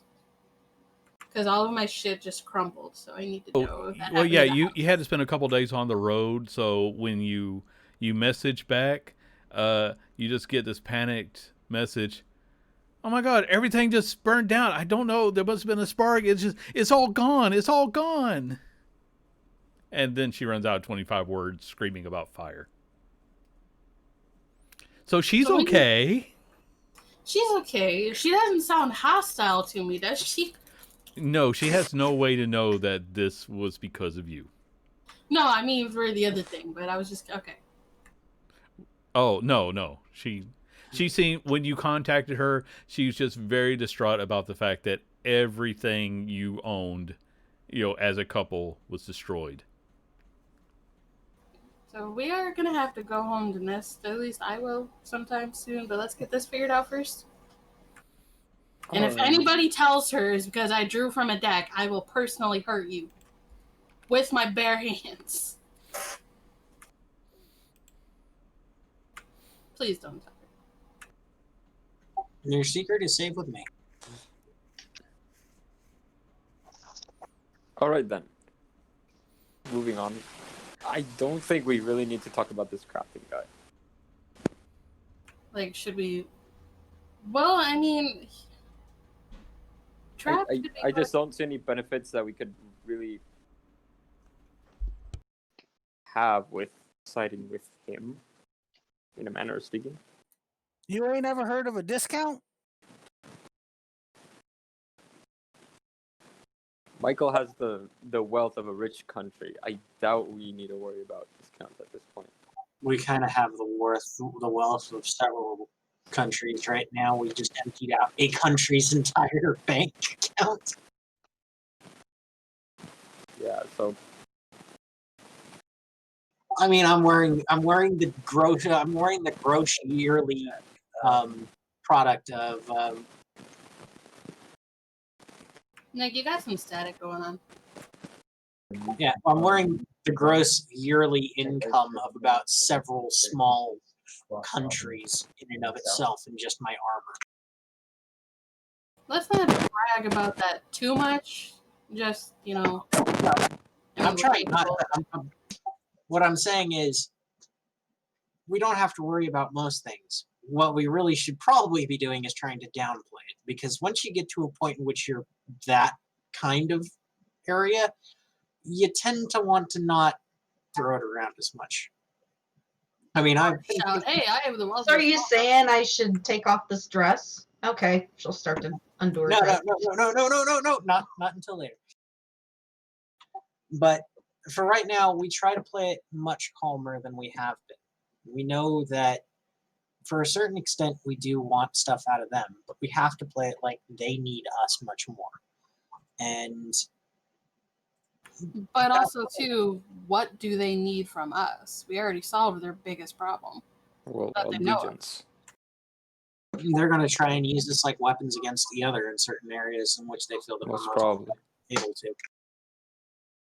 Real quick, is there anybody who does not want a share of the 44,000 gold that I put into I my? would love something, I'm No, I know. I'm just saying that I personally am not going to take a share of it because I've got a buttload of money.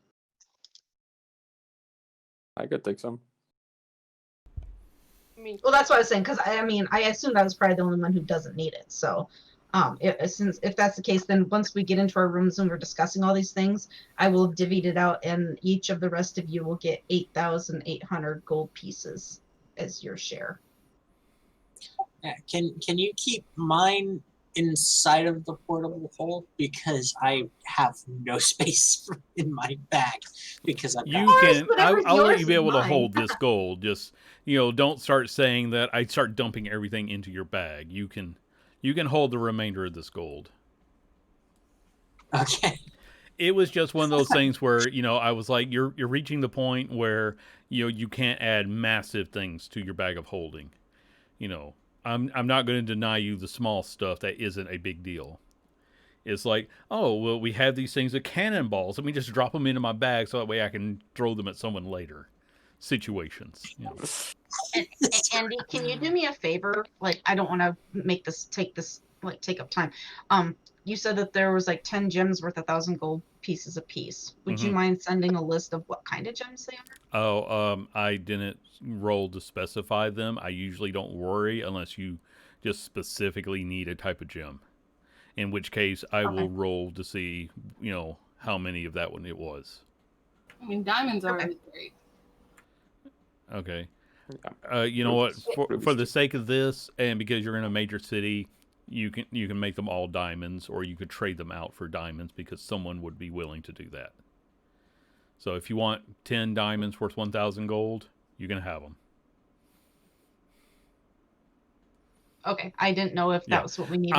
I've just The reason I was asking is because I was gonna say anybody who didn't want any of the gems, it was like I would give them like 1,000 gold pieces and keep whatever gem it is. Okay.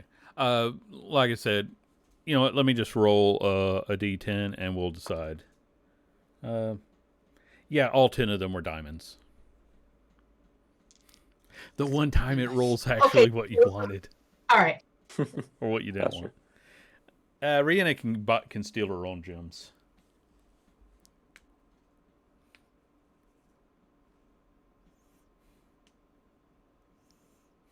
Anywho. Not me. Okay. Now I will say that if you guys are going to be like checking with anybody, the concierge at the inn will tell you where you can get some more nice clothes that would be more suitable to dinner with the marquise. They're actually more than happy to tell you anything you might need to know because you are guest at their hotel and they will help you out in any reasonable way. And I'll cover the cost of you guys' clothing. Hey, Rihanna, Yes. this might come as a non-surprise, but how the hell do you clothes shop? Like, I mean, you found that gown. I wore armor when I got married, so. You wore something under the armor, although that got destroyed too. If you will allow it, Trevor, I will just find you an outfit for you. I trust your judgment. I'm gonna have to ask the same thing. That was his first mistake. No, I'm just kidding. Okay. And issue, same thing? I have no sense of fashion. Literally, he's in hide armor like 24/7. He does not. Be a jester in this situation. He's been traveling all his life, so probably not a guy who. Cecil, are you in need of any other type of clothing for this? Or, I mean, because I think you look rather dashing, but that's entirely up to you.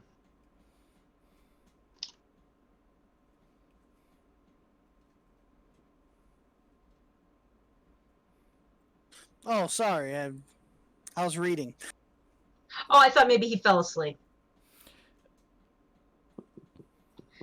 Cecil, I was just saying, do you want any other attire to wear to this dinner, or are you okay with what you are currently wearing? I think you look rather marvelous, personally. I look great. I don't need no different clothes for no fancy royal people. Gotcha. Kiara, are you wanting something else to wear? I think I'm okay, but if you do manage to find something, sure, let me know.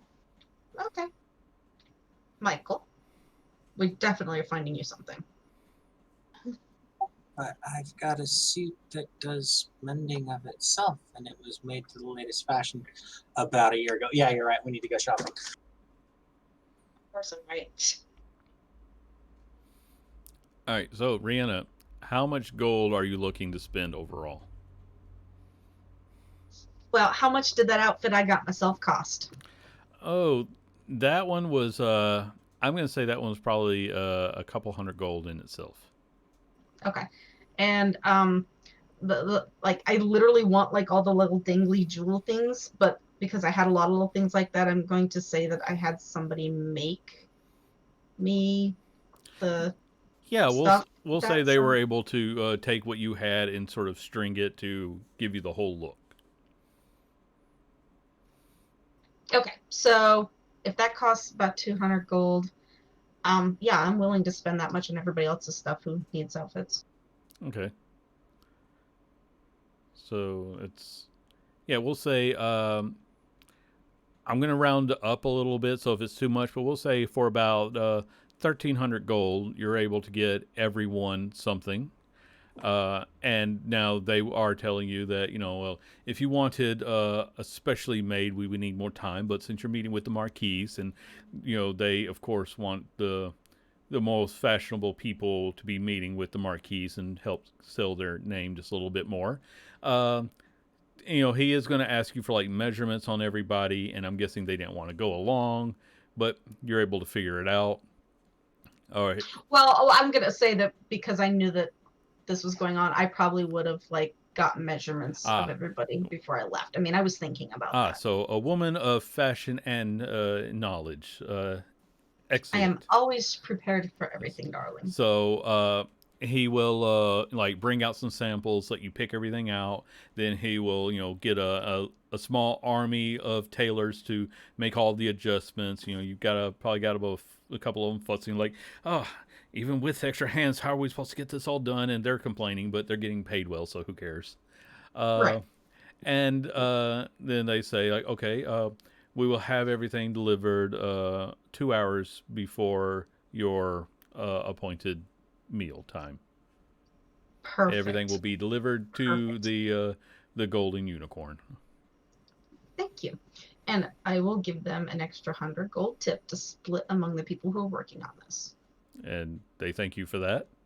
And I will let you describe if you want to actually pick out what everyone gets, because you did pick it out. Good. I'm so excited. You're a jester at this point, which is great.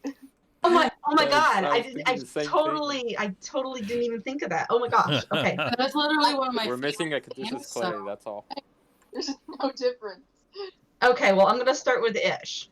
What I had done for Ish was a nice tailored fit, breeches and a coat. Be like a silvery colored shirt. The pants and the jacket are black, and he's a warlock. And so with the silvery colored shirt, I've got like some deep red embroidering that's on the jacket, on the cuffs and on the lapel, that just kind of look magical. I'm not very good at describing these things, guys. As far as the jacket, I mean, it's cut to fit him just right. I gave him tails on that jacket. It just seemed appropriate. For Kiara, I went with since she's a druid and she's a tiefling. What color tiefling again? Blue? Yeah. Blue? Okay. So. The tint is yours. What's that? The same kind of color as your tiefling, which is blue, right? No, she's more of a purple. I think she's referring to the picture that you posted here. Oh, yeah. Okay.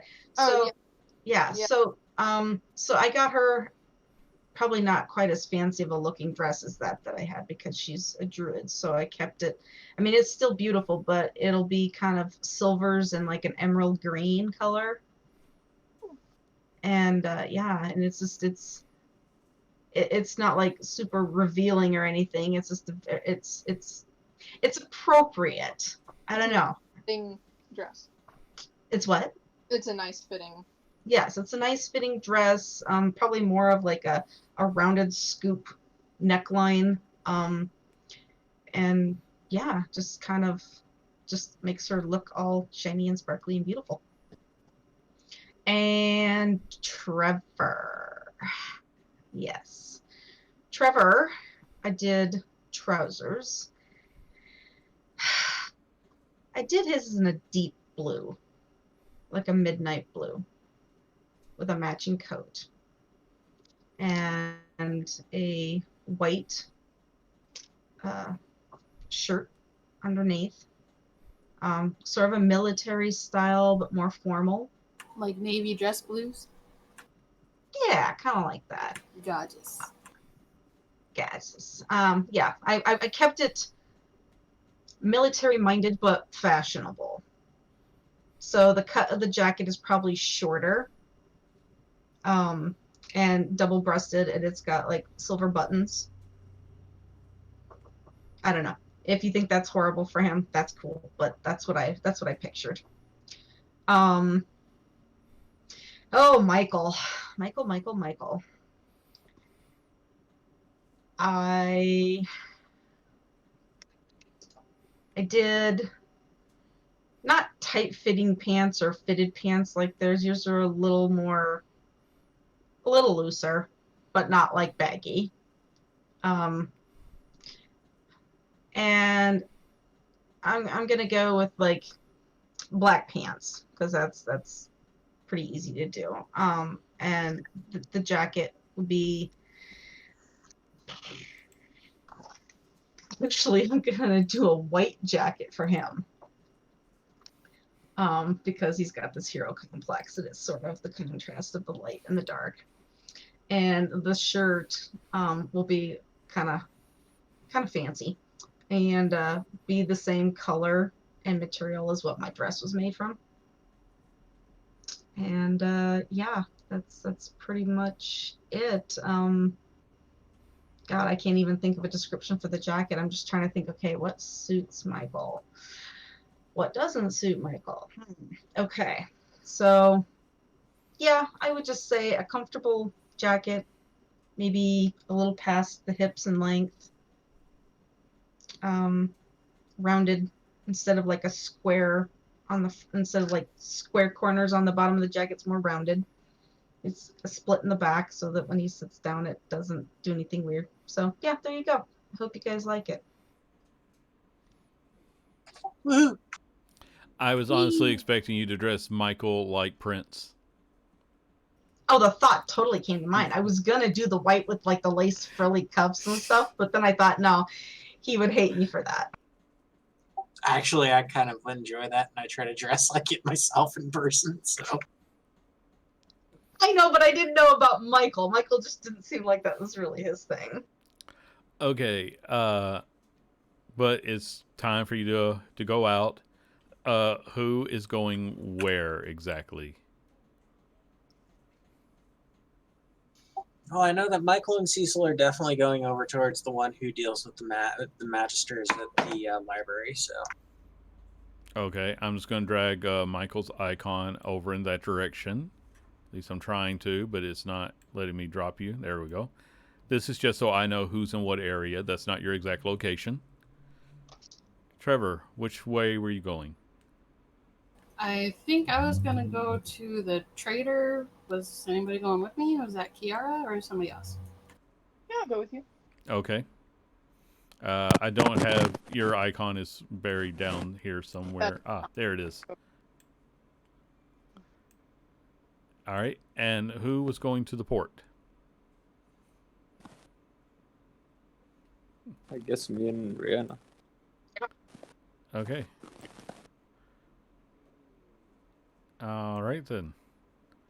can I first ask before we do this? Can we take like a short break? Yeah, let's take 5, Okay, and thank you. we'll be right back. Thanks.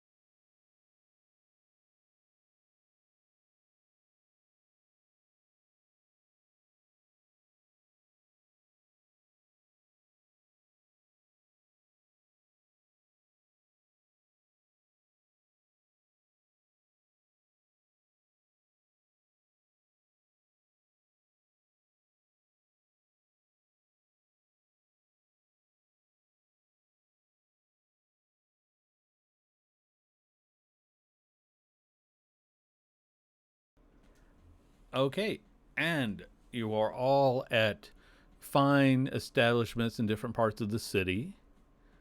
You've been shown to your table. You have each met your respective marquee. I would like everybody to give me charisma checks. Oh. This be saving throws by any Nope, this is just a check. Yeah, if I'm not doing something with it, mine's not very good. I'm so glad I drew that card right now. I also do want to point out that before Cecil walks into the restaurant, he pulls out his formal wizard's hat and puts it on, Okay. So, sending a picture. most Oh of my you God, it's do so just bad. fine. I think, Cecil basically starts slurping his soup right off the bat. And I think Kiara is probably just digging into the food almost immediately as it is set in front of her. If you guys have different interpretations, go right ahead. But that's just the best way I could think to describe you two. She's not comfortable in her dress. It's just something different that she doesn't. Oh, yeah. So kind of, like It was fish fun. handshake, mumbling a lot. But It was fun first, whenever she first put it on, but then after a while, it just started. Yeah. Certain spots, like on, like Yeah. on But the side would hurt. Yeah. what? From there, Yeah. So never mind. Go ahead. I'm not going to play out 3 separate dinner parties at once because I don't have a whole band of improvisers behind me ready to take on each of those roles. But basically, because there's at least one person who didn't manage to stick their foot in their mouth upon meeting the Marquise, the evening will go very well. They thank you for your service to the country. They each will say that they wish that the others had been able to attend, so that way they could properly thank them. I will say that for those of you who have a proficiency in insight, you all kind of get the underlining thing of, they too are trying to play the political game, and they sort of read into it, but at the same time, you understand that they understand the situation of everybody's just trying to get the best possible deal out of this. But if they're, like I said, they thank you for your service. They offer the usual sort of rewards of like saying, we will remember this and repay you the favor at some point in time. So if anybody has anything specific they want to do, because again, I don't think I can safely play out 3 separate dinner parties in the time we are remaining for this game. No, I've got nothing that I particularly want to push for. Okay. But just having that influence there over them before we go off to deal with the Kraken is quite good, especially if we can use the Kraken. If you want to bring that up and see what they know about it, go right ahead. When it comes to the Kraken, that has been plaguing the sea lions, have you heard anything in particular? All right, let me just roll for the particular person that you were talking to. It's like, oh, you know how sailors are. It's probably being grossly exaggerated by. I do admit that the sea is a dangerous place, but it's probably being exaggerated through the terror of a regular giant squid into something far, far worse than what it really is.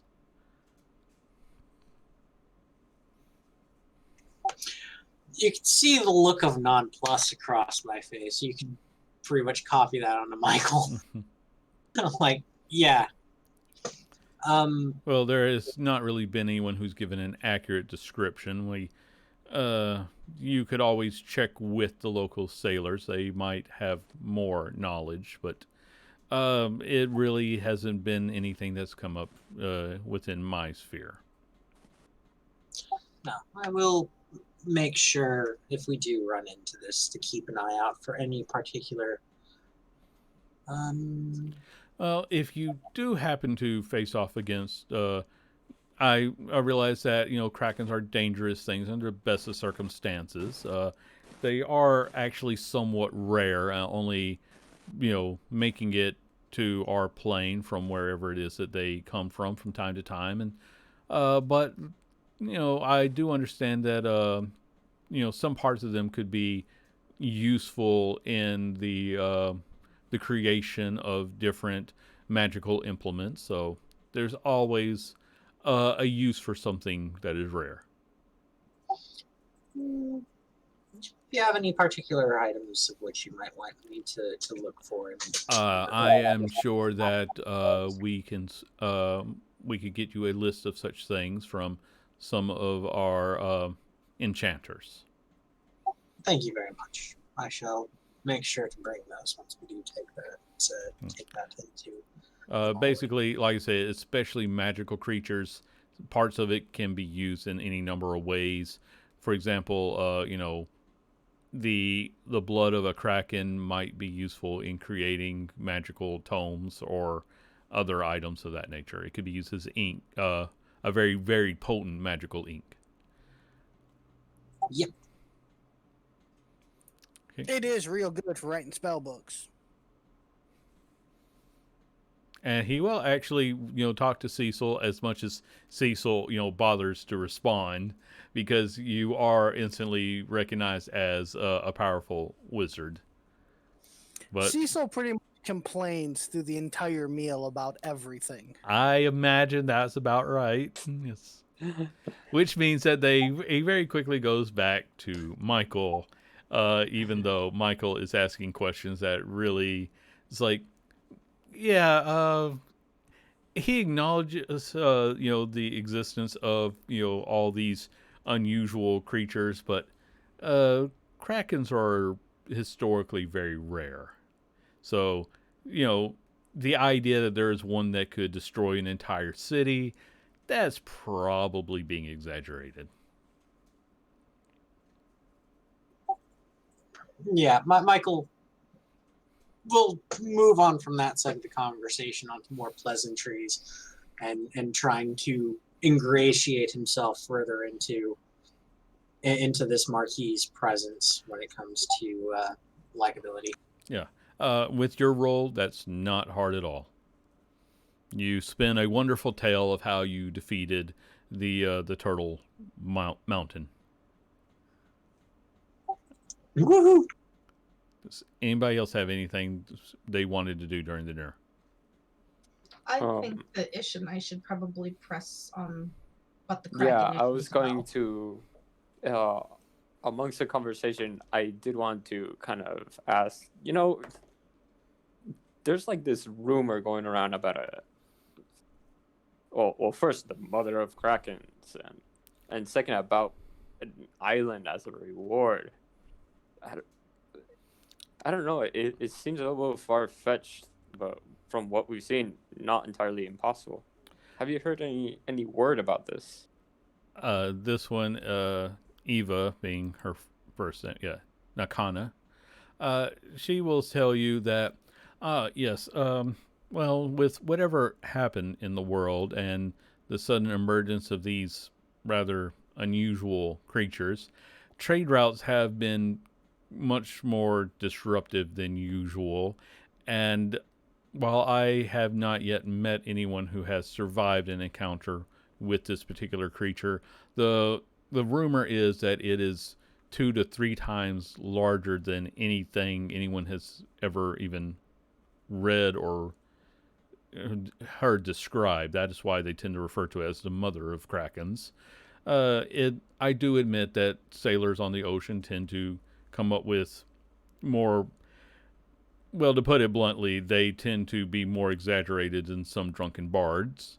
But that does not mean that there is not some truth to this, because we have seen the evidence of some of the coastal cities that have been attacked.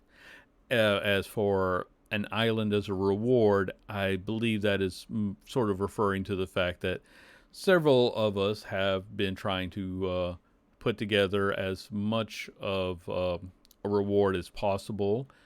Several cities that normally might be at, let's say, competitive odds with one another are willing to put aside all differences to reward anyone who can stop such a monster. And I believe the way some people have referred to it as a king's ransom. Although, having never actually ransomed a king, I'm not entirely sure.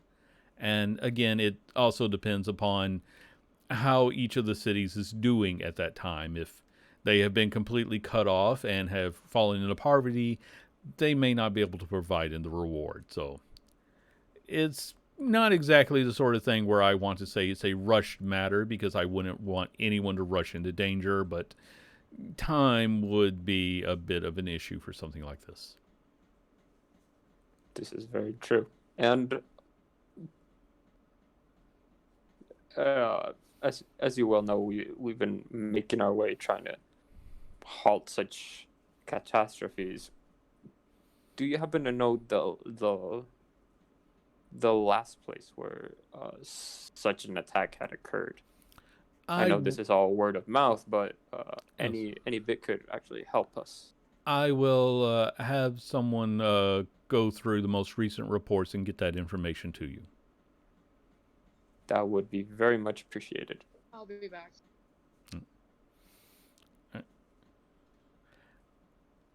And since Danny had to step away for a moment, as well as Katie, I will just sort of cover theirs in a moment, but let me see what everybody knows about everything for them. Okay. Did any of you guys that are still here have anything else you wanted to do? Because if not, we will say that, dinner passes and you will all be able to meet back up. And sometime the next day, you'll be given some of those reports, from people. And that's information that I will actually put into writing for you a little later. But, again, especially with trying to keep track of something in the ocean, you only know, like, where somebody says they saw something. And that's a particularly hard thing to do with so few people who do get away from some of these encounters. So, but it gives you an idea of where in the world this thing might have last been seen. Yeah, that sounds good to me. So, they're pretty much like every single marquee that I've ever run across. They're wanting to be all powerful, but not really wanting to shake the boat in such a way that it's going to screw them over. Well, in this particular case, especially, having, being able to talk to them directly, that for the past, the actual prince died a couple generations back without an heir. So they really are trying to run the city, and for the most part, they're doing a good job of it. They each have something that they specialize in. In your case, trying to keep the Magic College up and running, and basically has the next generation of bards and wizards under his responsibility.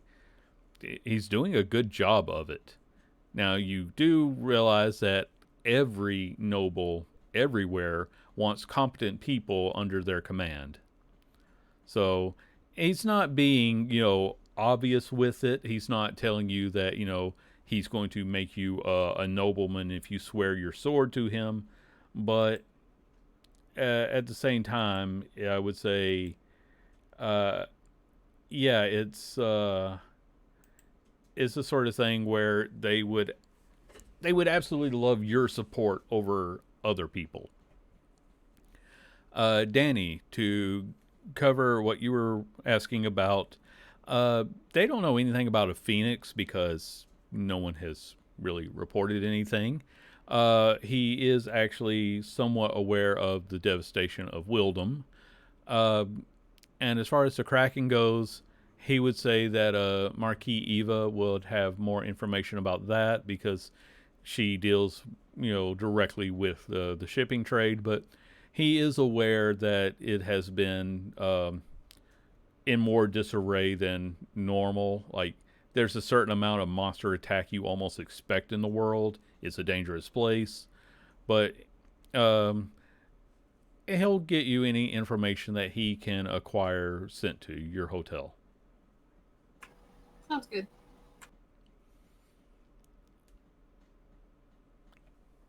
And if you are looking to get your armor replaced here, he will even be able to, basically he can get you in touch with some of the best crafters, and even has a little bit of sway with the enchanters because they do tend to work together. So he can get you in touch with someone who can make something special for you if you desire. Cool. Because I did lose my armor, right? I don't fucking remember. Yeah, we're going to say that you did because you were kind of on the fence about it. So I'm going to rule that yes, you did. He Okay. thinks that they could replace it, but you could probably get something a little bit better if you desired. After all, the finest craftsmen in all the world are under his protection. Cool. Sure. I will work with him on that after getting any of the important stuff out of the way. Oh yeah, If this he's is somebody to talk basically to he about wants doing to trade, hear about your adventures more than anything. If you I ask will do questions, my he'll best to answer. spin them. I'll even talk about how we saved Zariel and Yeah. start spreading more of that story. Okay. Yeah, with your charisma check, that's not a problem. You tell him such wonderful tales that he is entertained all night. I'm learning well from Michael.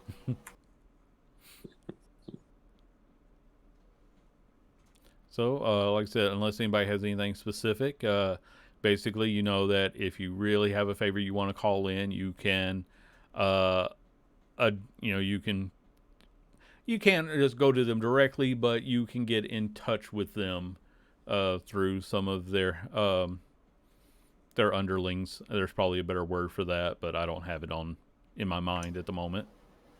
Is he somebody to talk to about starting trade and stuff, or should I be talking to Eva? He would say that would fall under Marquis Eva, but he will certainly, send along some recommendations of a few people who can assist with that. Because, after all, the Marquis are at the top of this. They don't always deal with the fine print, so to speak. Okay. They have a lot of responsibility. It has to be delegated somewhere. Okay.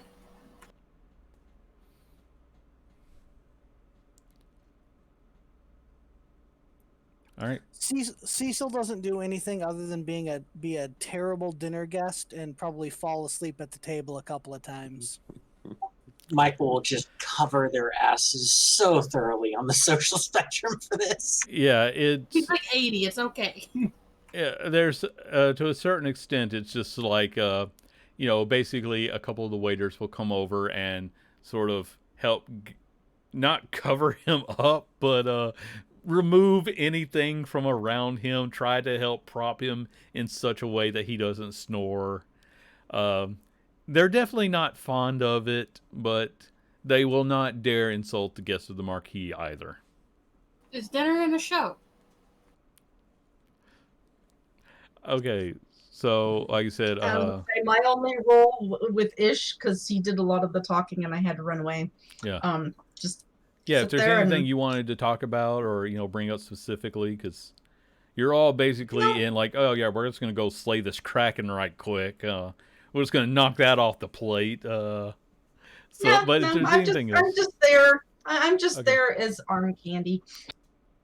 well, I think I will especially not treat Kiara as arm candy. I will try to include her as much as she's willing to be included. considering that even Norita, what did I say her name was? Nakana is Either Nakana. yeah, Eva Nakana is the only female Marquis. I'm fairly certain that she doesn't believe for an instant you're just arm candy. But at the same time, if you are just going to play up the bubbly pretty girl, okay. I No, didn't. I mean, Michael, I just I'm going saw to. your I mean, I'm comment. going to comment and like compliment, the way she's dressed Yeah. and her appearance and things like that. Okay. The things women are supposed to do that I have no clue how to do. Oh my God! Did you get that from Forever 21? Okay, that's probably not Eva either, because she is in charge of a third of the city and survives cutthroat politics. So let me just give her an insight check to see. Yeah, she. Oh my God, darling! Like that rouge is so perfect with your complexion. This. Yeah, she's definitely not talking like that.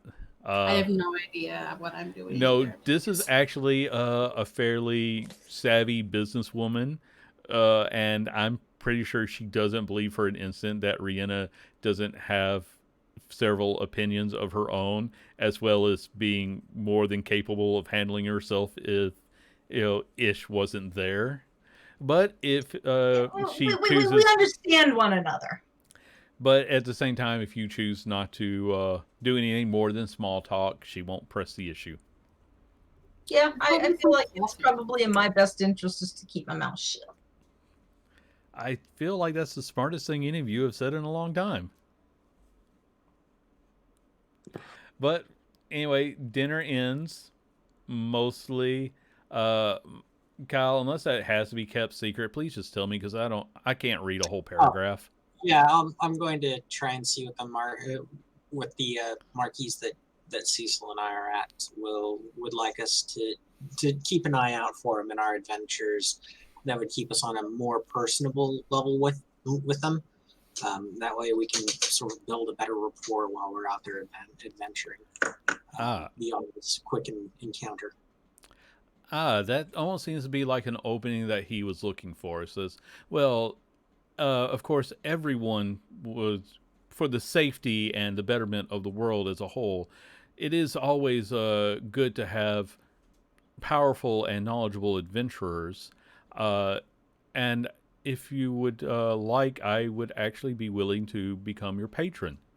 There would be a little bit of a back and forth in something like this. For example, you would wear my sigil, my coat of arms, to identify you as one of my retainers. But at the same time, I would be able to provide you with magical items that could offer you some advantages. Not always for free, but if you were, for example, to be able to bring back the heart's blood of a kraken, for example, that would be worth quite a bit to my own mages, and we could in turn provide you with more assistance. That sounds quite reasonable to myself, and I shall do that. And so, do you agree on behalf of the group to become retainers of the Marquis? I'll agree on behalf of myself, but I cannot speak for the full group. Each of us will in turn make our own decisions. But when it comes to myself towards you, I do take this with quite a lot of pride and quite a lot of responsibility in that choice, and not only putting my best foot forward and representing myself, but also representing you to the outside world beyond which you yourself have influence too. Make a persuasion check for me.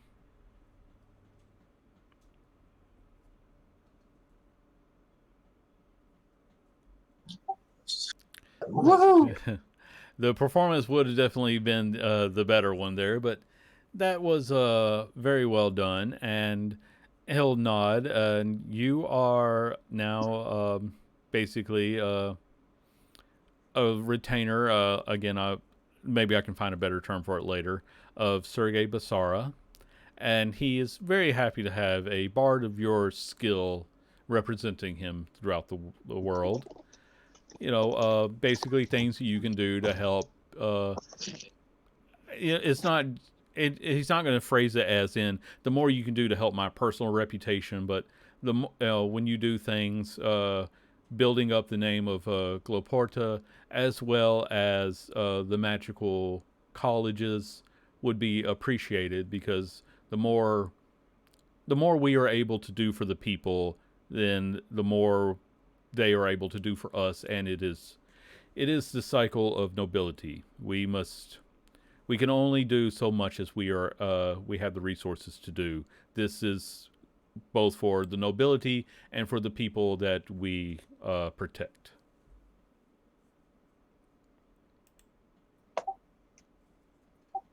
This is going to be something quite beneficial for all, I do believe. And I'm- Michael, with that means that you will be provided with basically an emblem for the Marquis that would basically make you one of his knights, and you are permitted to openly carry your weapon throughout the city as a knight of the Marquis. Ooh, can it be like a shoulder cape? If that's how you want it to be. They will accommodate your style, and he thinks that is very representational of both a warrior and a mage. So you got like that 3/4 cape around the shoulder that has his sigil on it. I'm just imagining Ezio Auditore just without the hood right now. Katie, what were you saying? Oh, I was just saying I was back. Oh, okay. because- Yeah. All right. So with that, Michael is now considered one of the knights to a Marquis. Unless anybody else has anything else in particular, Somebody rewind the DM. He's broken. I was just gonna say that. The DM's getting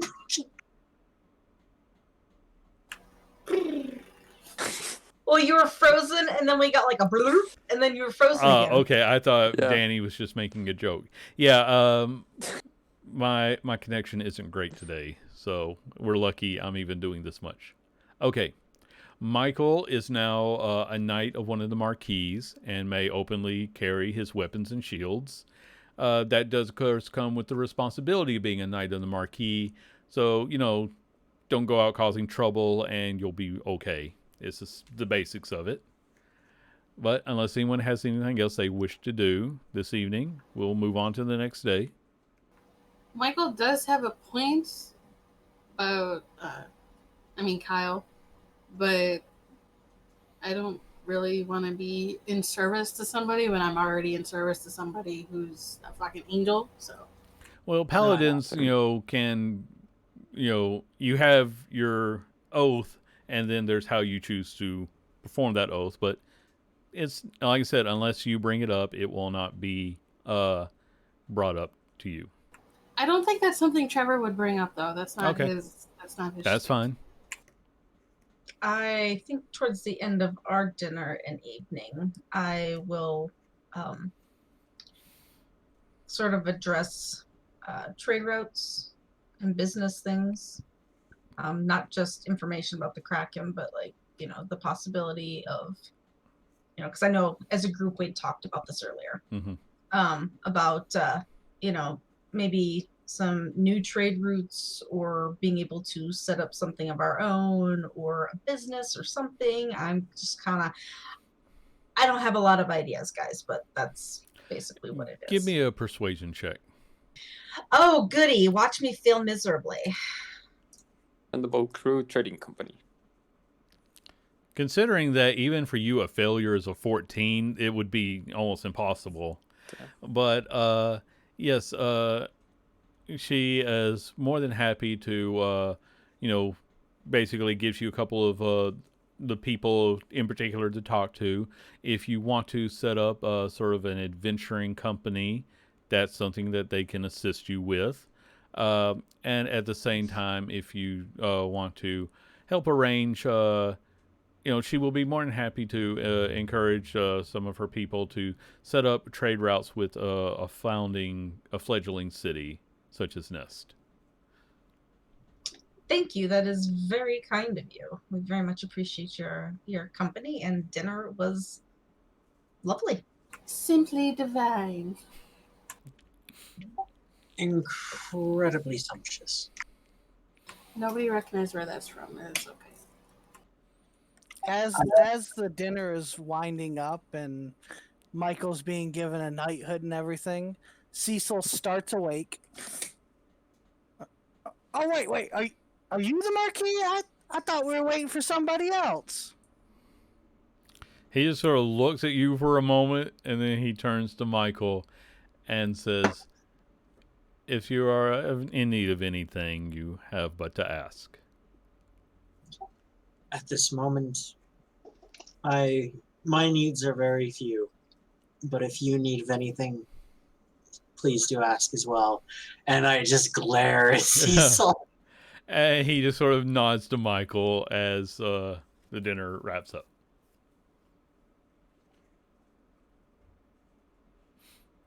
So Michael He's definitely so proud has. of himself. You guys have no idea. Oh, I can tell. I see the shaking over there. He's. See, I think Ish and I were a good pair because it's like we weren't gonna like embarrass one another. Yeah, it honestly was Michael I felt worse for Kiara because. and I did just fine, thank you very much. Yes, but you didn't have someone with you that you knew was going to fall asleep at dinner. She's just quiet throughout the entire thing. You know, she hasn't been there in a while. Didn't know what's going on. But Michael has access to many of the scribes, the libraries, and the mages of potent knowledge.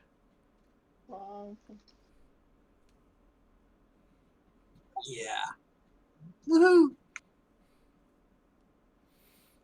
So, is there anything else you guys want to do while you're here in the city?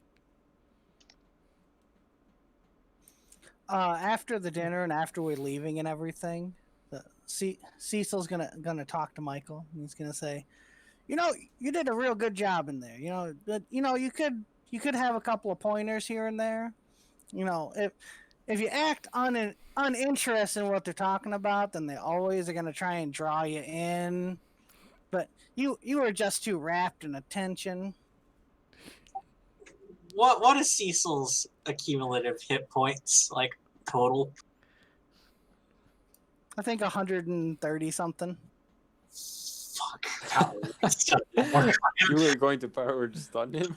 Michael just takes this, just stone faced the entire time, just letting him go on and on and on, just placating to his Make a wisdom check, Michael.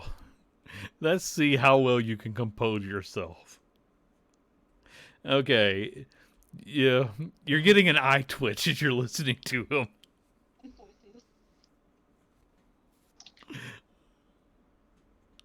I'm just saying that diplomacy in my day, it was a little bit different than it is now. It's all flowers and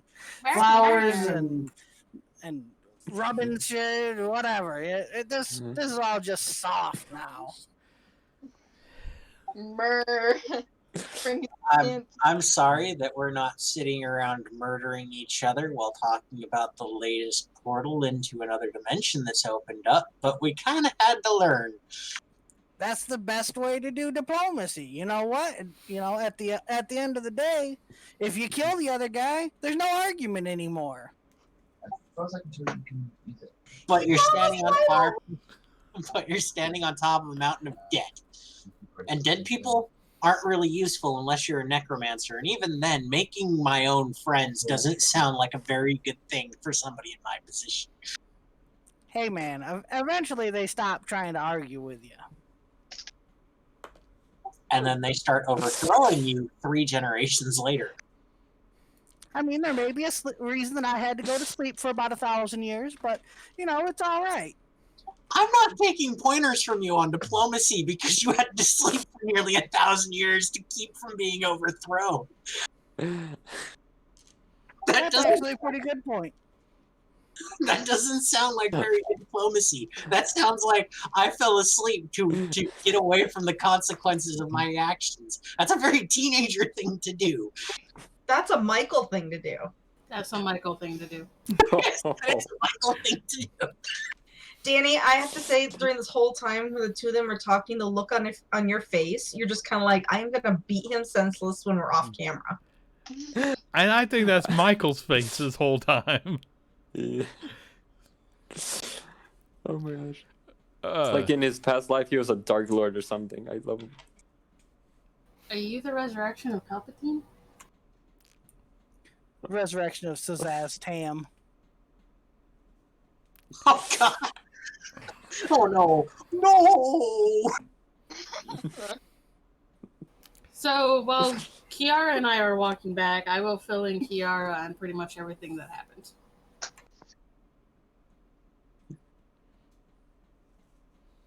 Michael's just gonna be standing there inside of his room, eye twitching as soon as he's away from Cecil, and he just goes to play his lute.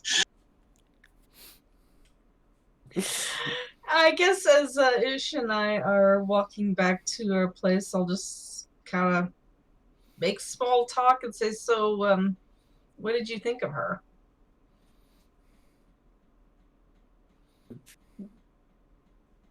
I'm not sure yet, but still, a possible asset.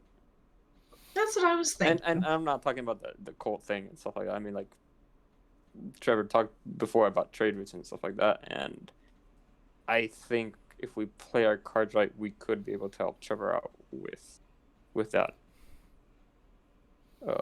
Getting rid of this mother of all Krakens could actually help with that. Oh, I agree. I agree. But I don't know.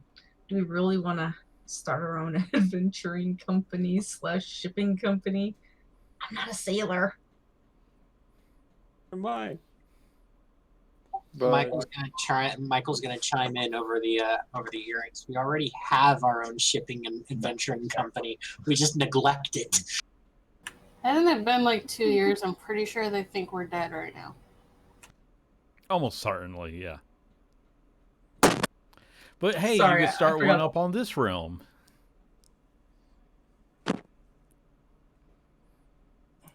I have I one think last it's- thing before we should move on. Are Michael and Rihanna staying in the same room? oh no. Okay, so once everybody's gone to sleep, Cecil is going to use the spell Creation to create a 5-foot cube of red roses in a basket and everything, and set it outside of the door, and there's going to be a handwritten note on it. What does the note say? It's going to say, Rihanna, I'm sorry that I can't bring myself to say it, but I love you. And it's going to be in typeface from Michael.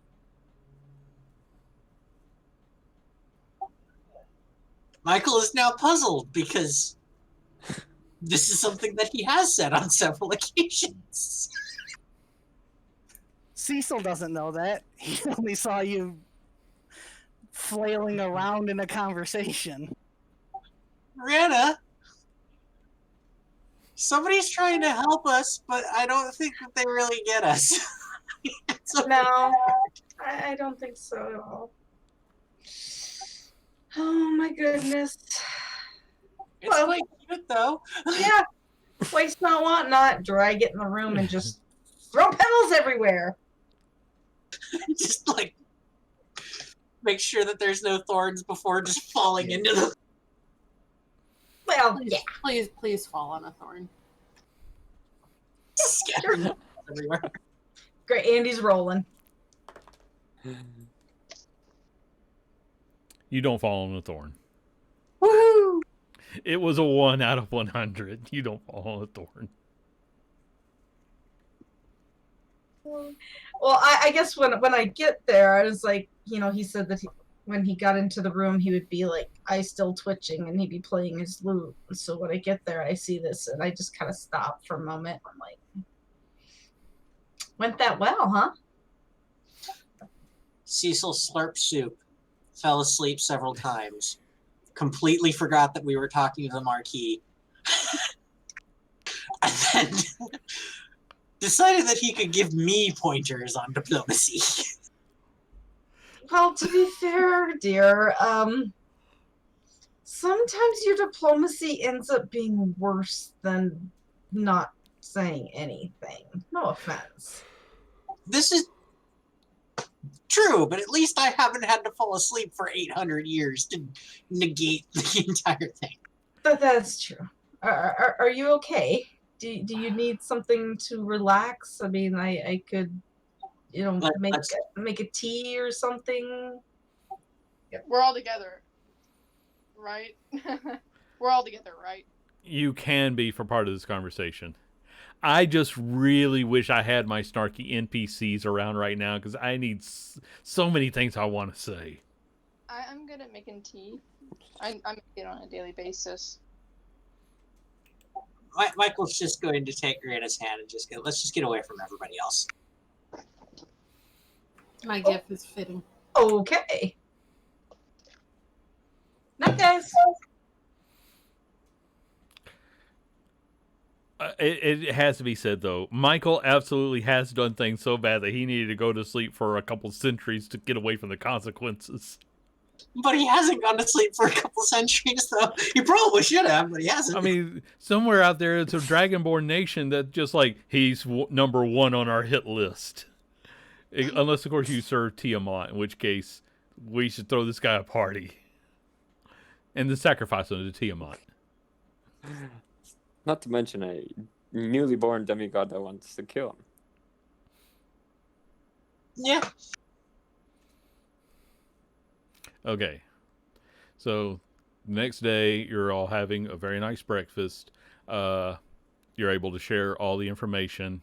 You now know that Michael has a little bit more leeway with the guards in the city and access to research and things of that nature. Professor Scalding would be quite happy to hear that.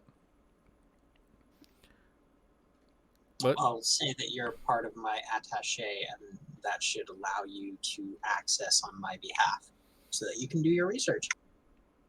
okay, he doesn't have personal research. He will do whatever research you need him to work on. Basically, yeah, he's just anytime you go, they're not gonna check your equipment when you go in as long as you're wearing your sigil. He can just go in and he can assist with things.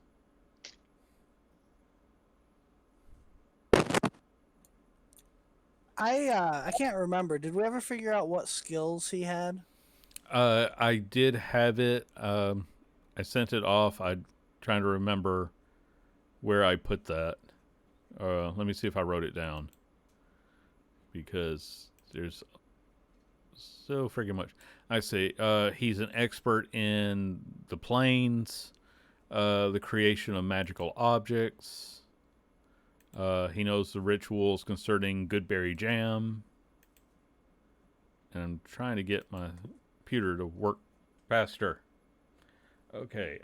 I think that's Prize's influence there with the jam. Oh, well, if you ask him about it, he can go on for hours about Goodberry Jam. I don't... Let's see. Yeah, I'm just going to try to find it in chat because I'm not finding it in... But basically, like I said, if you can ask him for certain information and he can try to provide it for you.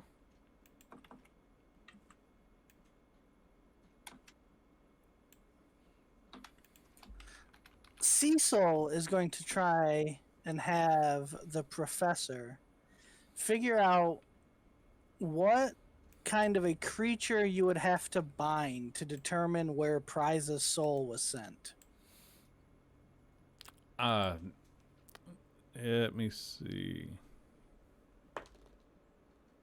We did pretty good. Well, while this information is not quite as specific, it's when magical items of this sort come into play, it is and I'm going to post all his information again. Something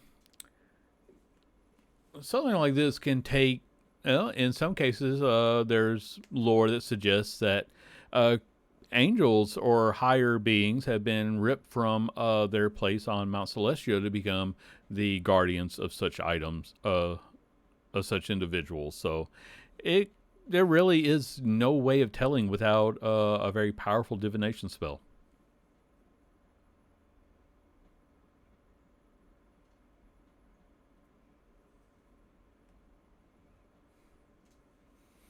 Now, you also happen to be in a city of mages, so you might. Does the professor know what kind of a spell we would need to identify where the soul is? Wish. The card Just wish? basically told you that. Yeah, wish will. It won't give you the exact location. It'll let you see the location. But wish is the only way to really get a reading on that. And once you have that information, you might be able to do more.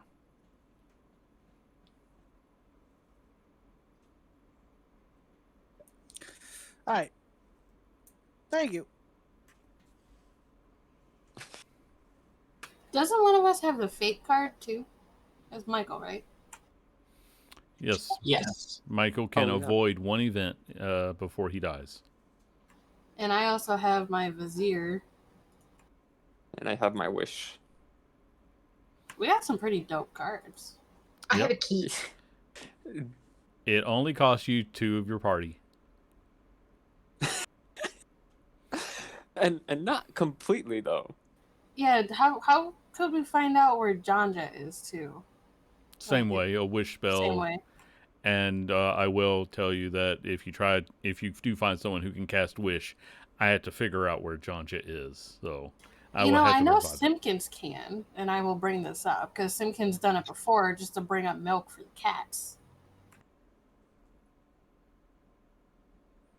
This is the thing, though. Are the cats real, or are they just like extensions of his consciousness into a physical form? That it I don't know, but I mean, if we can get in contact with Simpkins, and he's coherent, which is a probably not, but I know he'd probably be able to help us.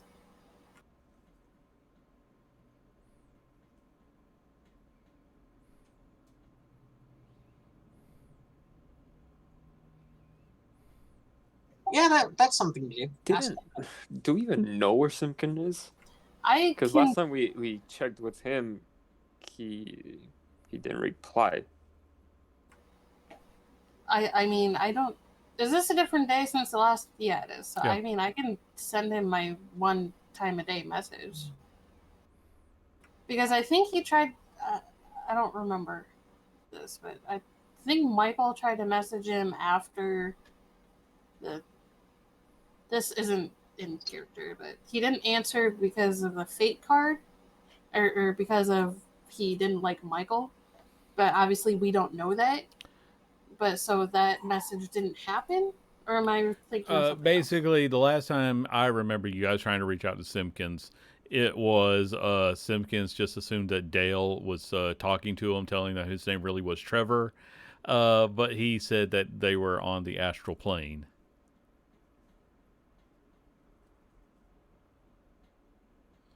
Because anytime you talk to Simpkins, I roll what his level of sanity and understanding is. So it's a hit or miss, but we can try to get in contact with him. But I can only do it once a day. I don't know if anybody else can do it more than once. Let's try and get in touch with him. See if he can figure out where Janja and Prize are. And then we go on from there. Before you do that, guys, like I said, I will point out that you also know that there are people like Learned who specialize in information gathering. And again, if you want to ask around the city you're in, you might be able to pay somebody. You had to pay them a lot to burn their wish spell for the day, but you can basically hire people who might have that capability also. Michael, I would hate to already kind of ask your new patron for some help, but I think your affiliation could help us. Oh, I know it's a little bit too soon, but I'll put forward the question amongst the Magisters guilds to see who would be willing to help with this. And still at least for one. and even then, it's still fully up to them wanting to do this. It's so. You told us about more or less what you guys talked about during dinner, right? Yeah. Because the other thing is that we could essentially go hunt for the mother of krakens, and there we could have essentially a sort of trade-off for a heart of kraken or its ink, and there we would have more to put forward for them to lend us a wish spell, in a way.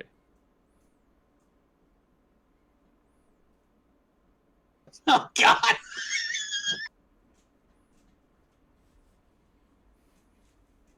Sorry, I just read the chat. Me too.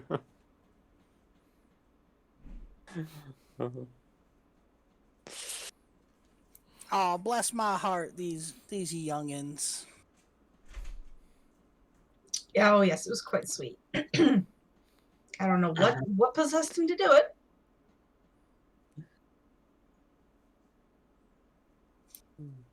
Maybe you're not as much of a dick as you say you are. Just these whippersnappers. They just. I need my ability to travel into and out of hell for you at a given moment. Speaking, fucker.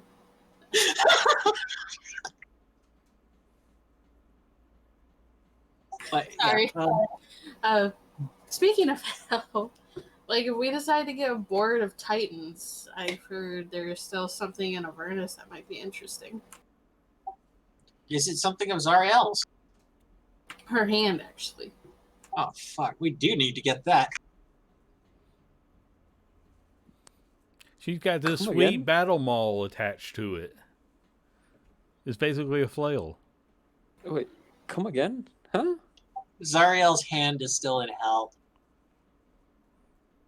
Okay, that just leads to more questions than answers. Zariel had her hand cut off at one point when she took all of her paladins into hell the first time. Am I correct on that? Yes. That was actually to Trevor. Yeah. Okay, so why does Zariel need her hand? From what I've... Andy, do I know what we've talked about it? Like, does Trevor know about it? I mean, he knows it's there. I mean, I'll But I say you don't know remember. some. Yeah, it's there. Zariel doesn't seem to be any worse off without it. No one knows exactly what would happen, but imagine it's sort of like the Hand of Vecna. Only So I know not evil. It's another, not piece of her, but like it's another good. It could be returned to her. Someone could use it for their own ends. There is, after all, a hag that loves to collect Zariel merchandise. I don't want to give her any more items. Basically, it's an. It is a piece of an angel. I can't say the fucking word I want to say. A relic?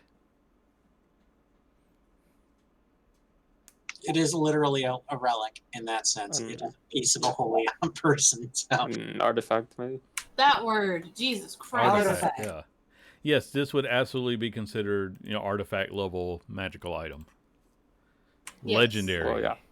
Hand of Vecna. Makes Yeah. sense. Okay, do you think we should at least... I'm not saying it's a priority. And I but just it's love how something you guys went from, oh, we shouldn't fight these things until we're much, much stronger. It's like, yeah, let's just go kill this giant kraken and then dip into hell real quick. It'll only take us a couple days. Yeah, that is Ish's mentality. I'm like, yeah, we're talking about this, but while we're in hell, these things are still wreaking havoc. Chances are Michael's affiliation might be null and void because, a huge freaking Kraken decides to wipe off a coast city. Let's take out the Kraken and then go for So go. the Kraken I think is we should deal problems by themselves. the Kraken is So, a very, Titans. very long ways off. It would take you a while to find it, and it doesn't hold still. Unless, of course, yeah, you're but there's using, also a freaking Phoenix. you can, yeah, So- you can be using your magic to track them in different ways. Yeah. I think we should actually just finish something. Like, Let's deal with the Phoenix and the Kraken. we could. Yeah, we got 2. We already killed 2 of them. Well, banished 1. Killed the 2nd. Let's go deal with the Phoenix. That way we can get Kiara up to spec with her combat abilities with us as a group, and then we can go take out the Kraken, make sure that anything that we have doesn't get wiped out in the meantime, and then we can go get the hand of Zariel out of hell. Come back, get our friends. Well, on our way to getting back from getting the hand of Zariel, get our friends out of their respective places that they're potentially at now, and then come back home and deal with Corvus. Sounds good. I could try scrying on a Titan. Chances are I won't be successful, but I can try. We know potentially we know where the Phoenix is at. It's been nesting inside of a volcano. Oh, okay. Fair enough. You know, that magic college probably got like a whole room full of people that can cast scry in. Yes, I need to go see him for various things. He was such a nice guy at dinner. Oh, the newspapers are already talking about us. That's good. I look over what they say about the battle. Oh, it's basically it's not like a detailed report. It's just a group of adventurers were able to stop it. Kind of highlights a few of the things that the Marquis probably shared with them, and a few people who were running ahead to talk about it. So it makes it sound very grand and boisterous and it does mention. Let me get the name right here. There is mention of Sir Michael Bradmore, the Knight of Marquis Basara, was able to finally stop the threat before it could reach the city. By one punch manning its brain out of its freaking skull. Essentially. All right, so let us. Where's Frick when you need it? Yeah. Well, yeah, that's right. We also need to deal with my master at some point because he's running around turning people into frozen statues. I think that's. Oh, you'll also remember that if you wanted to go back to Sigil, your again, there was a better term than butler, but the that gnome flayer that was basically your major domo. He had magical abilities along the lines of a wizard also. This might kind of sound like a cop-out, but Michael, you have that fate thingy or whatever. Could you use that to stop yourself from bringing your old master back? I don't know how that works, but... I am kind of against doing that because from the decisions that I've made following on to that, that's what's kind of led me to wanting to find out what's actually happened to my family since then. And I think with the information I have, I can get through to him. It's just going to be very, very hard, especially given the fact that it's been 30 years of him potentially holding all of this in and thinking to himself about what's actually happened, and this has given me some insight on him. So undoing that means that I lose the insight on him and he's permanently dead forever with no way of redeeming him.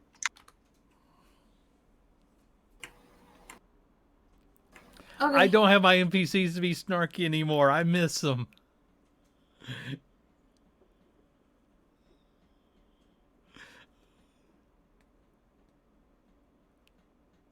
I mean, I essentially could undo the choice of resurrecting him with the ring on him by undoing the fact that I left the ring on him, and he'd still be resurrected, which would then lead to me finding out more about him. But yeah, I think because he's sticking to a region, we could lay off, like, put it off for a little bit.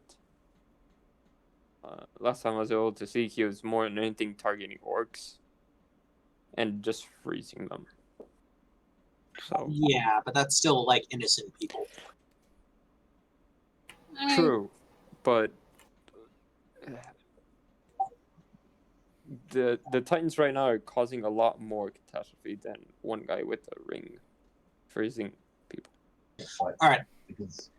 Let me just ask everybody this as a group. Should I use my card to undo the decision to resurrect my master with his ring on? Just resurrect him as normal. Before you phrase that question, you're avoiding an event. You don't get to rearrange the moments of the event. So I'm not going to say, like, okay, I want to go back and take the ring off his finger before I resurrect him. You're just avoiding that moment in time. Yeah. Because otherwise, you're being you're being clever, but I think you're exploiting the intention a little too much. Yeah. I think unfortunately this is one of those decisions that I've made that I'm going to have to stick with. You guys, I mean, if anybody can come up with an argument as to not resurrecting him at all, you're more than welcome to try it. But on this one, I think saving the card for something later on is better. I agree. Sounds like it don't make much sense to use that card to fix something that we can just go fix ourselves. Also makes sense. Old school diplomacy. I kind of hate having to say this, but I agree with Cecil. I'm gonna use minor illusion to make it seem like smoke is coming out of Michael's ears. Oh boy, you got some fire there. Use prestidigitation to make the ground shake underneath the freaking ish. And with that, quite a few people suddenly get a little bit panicked about the earthquake and begin to panic. Boys, It's fine. It's fine. Boys, behave. Watch out for the earthquake! How much room? How much room? Space begins to shake with that. I know it's not destructive, but it's how far did it spread?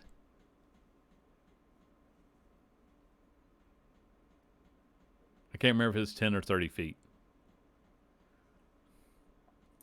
Cecil's gonna start running to dive under a table or something that's near us. Of course, running with a cane is not really quite running, but yeah, he's gonna hobble as fast as he can. Oh wait, no, it doesn't make anything shake apparently. I think that's thaumaturgy. No, you're thinking thaumaturgy. Yeah, I'm thinking thaumaturgy, but I can actually. I soil an entire cubic foot of your clothing. at the bottom of your chair where your butt hits it. Who, me? Yes. You sit on poop once, the rest doesn't really matter. Basically, it's like having someone just throw ashes on your clothes. And Yeah, then I'm like, then I snap again, and it smells horrendous. And now you're Rihanna really will offending. slap. I was gonna say, Rihanna's gonna slap Michael on the arm and say, "Knock it off. Are you 12? He started it. Are you 12 I. ish? Michael, no more." Oh, me? We are going to have to ask you to leave the hotel now. Sorry. Immediately. Who's saying? This is the tiefling doorman. Because you've just cleared out the dining room. I'm gonna say, I suggest you don't kick out very powerful people. I'm gonna cast suggestion on him. Okay, what kind of save does he need to make? Wait, why I believe it's a wisdom saving throw. I mean, what number? 19. A 19? Okay. Let's see. And a saving throw. Let me just add a random die to see. All right, he will. You kind of see the internal battle in his eyes, and he says, "Very well, but we must ask that you please refrain from offending the other customers. We will do Everyone that, here sorry. is our guest, and as such, we are obligated to see to their needs." Well, of course, it was an honor intention to startle anybody. All right, he will turn and I leave. turn to Michael and say, "You owe me one, man."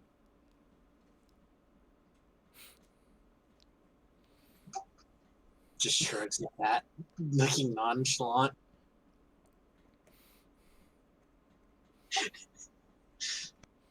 Yep, all the fashionable people just saw you guys basically have a small spat among each other and start flinging minor magic around. Trevor goes to bed. It's morning. I go back to bed. All right. So to the firehouse volcano of the Phoenix of Death, right? A phoenix of fire, because it's a fire elemental. So it's just like the phoenix. Last I heard was nesting inside of the volcano because it was warm. Or the volcano form, because that's where the phoenix came from. Nobody's really sure. Yeah, exactly. It's either a chicken and the egg, or it's either the egg leads forward to the chicken, or the chicken brought forward the egg. Fair enough. Should be checking back into the ship then, Yeah, unless anybody has any business. take Kiara, introduce her to the ship. What? We have a living ship. Oh, Hey, Andy, I got a question. living. Yeah. Daniel, what was your question? No. How, if I was going to actually get armor commissioned, how long would it take? 'Cause we're only supposed to be here like a week or something. If it's going to be something like highly magical, it will take more time. If you want something that's just made out of metal, they probably have something that they can adjust for you within a day or two. Okay. Oh, what? Did I do something? I did something. Are you making a sentinel attack on somebody? No. No, it's a feat. I'm getting her updated still, so. I didn't mean to. But basically, what he's saying is, the Marquis was saying was that you would have access to some of the magical shops that most people wouldn't even be able to get into. Okay. If I could set up time to, or if I could have already talked to him about a commission or something, I'll do that, and then I guess I can just do the fire resistance armor for now. Okay. What would you like to have, armor-wise? Plate something. I don't. Okay. I mean, let me know what it is you're looking for, and we can come up with prices from there. Okay.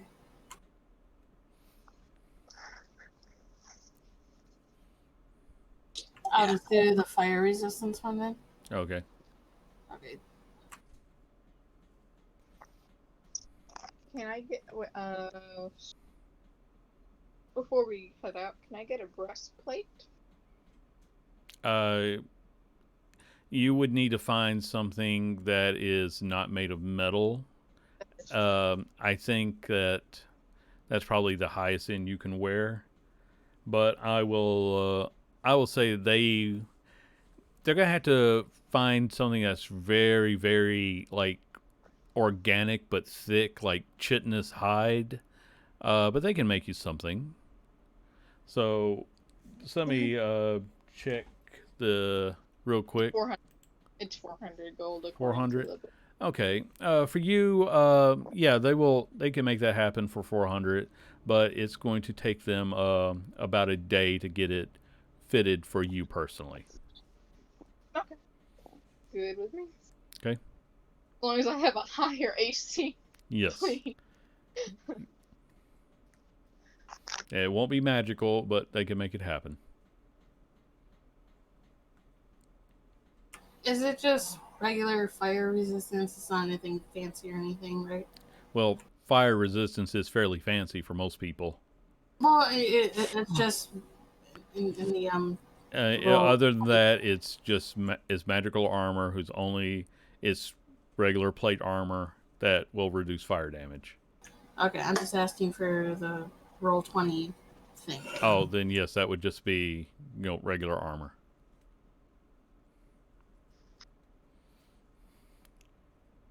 Like I realize you guys got kind of spoiled with magical items when I never imagined we'd last this long. And I wanted like, oh yeah, there's no reason to hold off on cool stuff. Games never last more than 3 or 4 months. You were sorely mistaken. Both to my delight and my detriment every time we play. Why do you say that? You love this. Because I love the game, but trying to adapt to the constant challenge of basically every monster, I have to be ready to take the stat block as a suggestion because you're all a bunch of overpowered demigods. I don't know what you're talking about because I barely make any damage. You are the glass cannon of the group. When you attack, you do massive damage because everything is sneaking rogue damage. Oh, yeah. Okay, yeah, you're right. Never mind. Exactly. Okay, so yeah, it's going to take a couple of days. If you want to get some special things made. Again, Danny, if you figure out what you want magic-wise, we'll just they'll be giving you the best price that they can manage because this is a favor from the marquee. Okay. But we've got maybe 30 more minutes of our normal game time. If you guys have anything in particular you want to accomplish. Oh, I want to see Tiberius again. I haven't seen him in a while.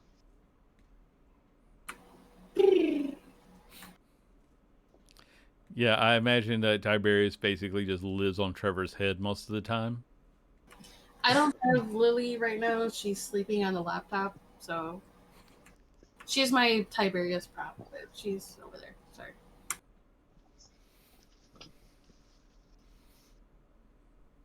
I just realized how powerful polymorph is. Yeah, it's pretty cool. I love and in my other campaign I have we're level 7, so yay! Alright. Well, Michael, you had mentioned wanting to try to contact higher powers. Yes, when I get a chance to be alone, Michael is going to sit aside, going to make a prayer out for just a moment. Okay. I was going to ask if you wanted to try to use your connections to actually talk to someone who could cast that spell, or if you were just going to try to do it old school. I'm going to try and do it old school. Okay. So you're not going to any particular temple. You're just going to go to your room and get it quiet for a minute. Yep. Okay. Oh, Dave, the god of misapplied good deeds.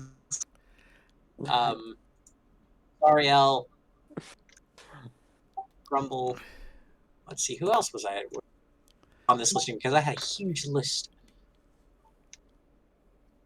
I'm curious as to who all is on the list now, but I will say We got a small list.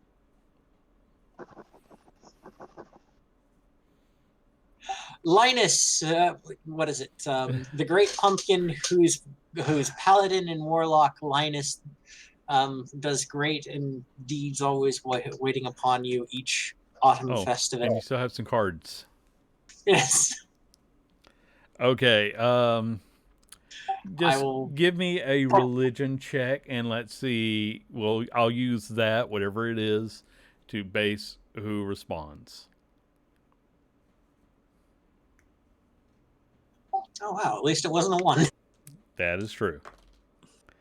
Okay.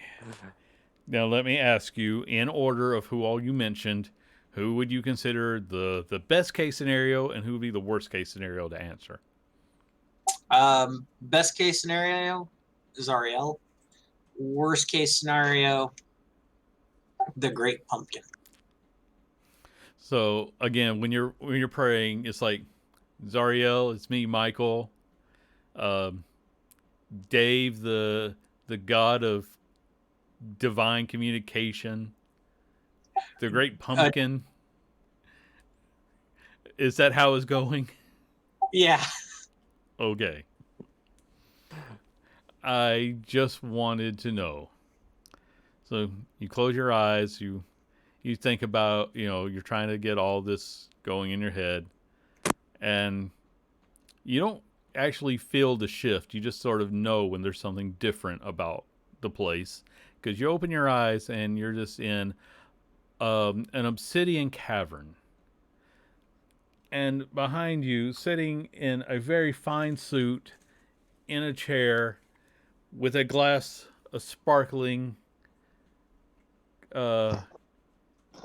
liquid. Did you know that one of my other names is, along with the god of good intentions, is the Lord of Pumpkins?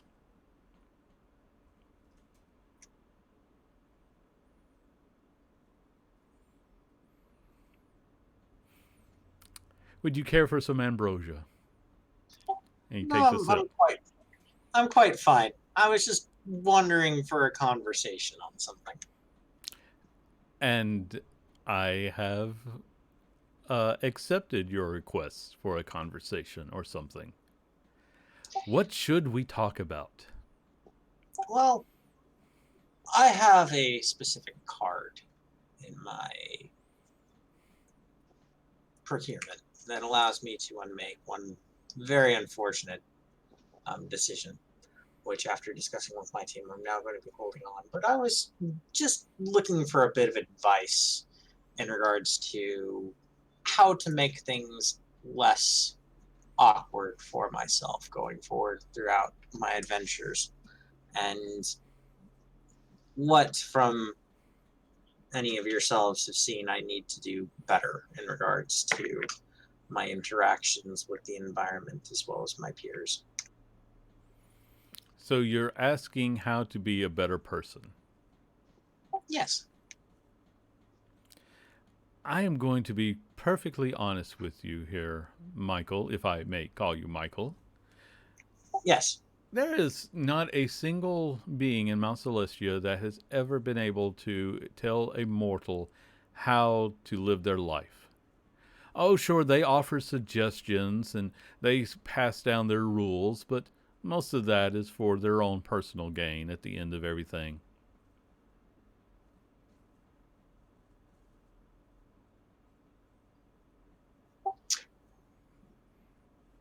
I'll keep that in mind.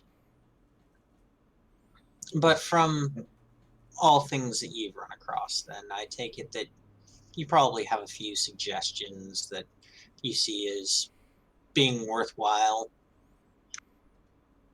Oh, absolutely. But you owe me no allegiances. You do me no good. Actually, you do quite a few works, but none of them are actually in my name. They are merely the consequences of your good intentions. So please tell me why I should do anything to change your behavior. Because I'm vastly becoming one of the most annoying things in all creation. And while I do bring about, some fun, if I continue to go on the path that I'm going at, I might be causing a bit more chaos across all dimensions if I don't find some way of making myself better. Again, explain to me why I would have a personal interest in changing your ways. Oh, you might think yourself quite capable, and you have done more than most mortals. Creating a new demigod was impressive, but at the end of the day, you are just one more mortal. Your life is finite, and I have been quite amused by the things that you have done, all while trying to be a better person. Think of it this way. If I continue on the way that I'm going, somebody who thinks that it's going to be fun and going to keep causing change is probably going to grant me immortality. At which point, we then have the fact that I can't immediately die on our hands. Again, you really are quite full of yourself, aren't you? You truly believe you are that important in the grand scheme of things? No, I don't. I just think that I probably am going to cause that much of a fun time for somebody. Again, you are offering me no reason to give you advice on how to live your life. I'm trying to work with you here, but you're asking for questions, but you're offering no reason to give an answer. I have to take that off. It doesn't fit anymore. The elastic just is worn and won't stay. I guess the long and short of it is that I'm asking so that I don't cause any more ripples. So that while it is entertaining, I don't cause the upset that I could potentially cause if I applied my mind to it without a focus that I know I can potentially do. Because I don't want to be something that just constantly destroys. And what I give unto you for that is just the fact that I have an infinite possibility for destruction. And I don't want to use it in such a way that it is harmful.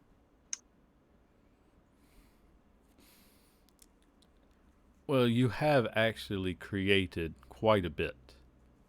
Granted, the things that you create are mistrust and anger, hatred, and I find it to be quite interesting. And here's one small tip.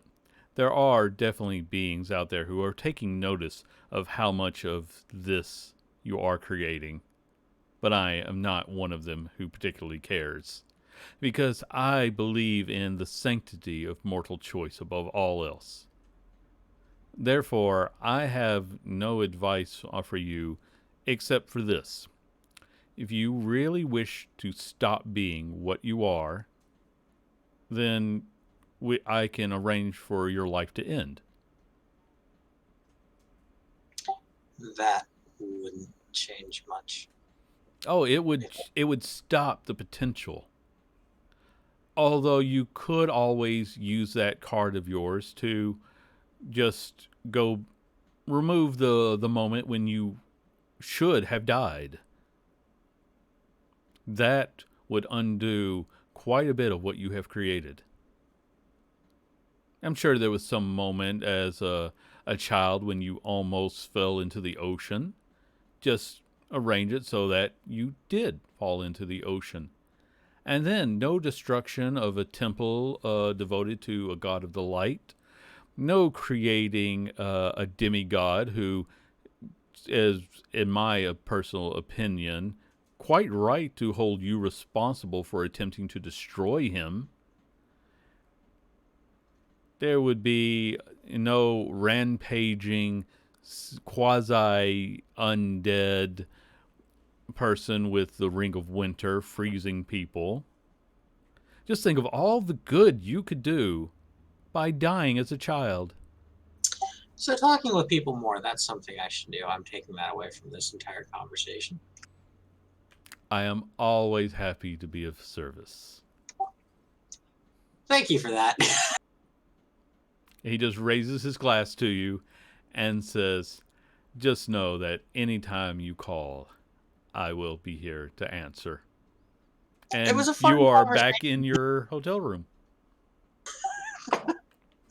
Cheerful chap. I actually really like him. Probably will try to talk with him more often. He's actually not as horrible as some people would think. Well, he's a businessman who will happily carry on a polite conversation with you. Was that Osmodeus, by the way? Yes, it was. Yeah. Now, granted, I somewhat took that from Jeremy Crawford's, thing. I know you were reaching out for different individuals, but based on the role and what you're asking for, he was the best choice. Yeah. Especially when he started bringing up everything where I'm like reviewing it. My character didn't talk with anybody before doing those. He's like, Exactly. I get what he's trying to say. Andy has been telling you that for months. Andy's been telling me that too. As I a had player. to be the incarnation of evil to get this through your head. Yeah. Doesn't that sort of imply the necessity of such beings, though?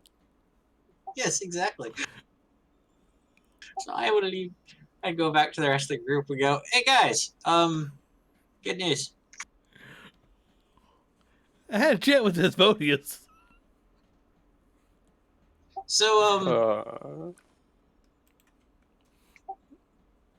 I think we should take out the Titan first. The Titans first, then take out then take out my old master. Go get the hand of Zariel, and as we're coming back through dimensions, get our two buddies. All in favor?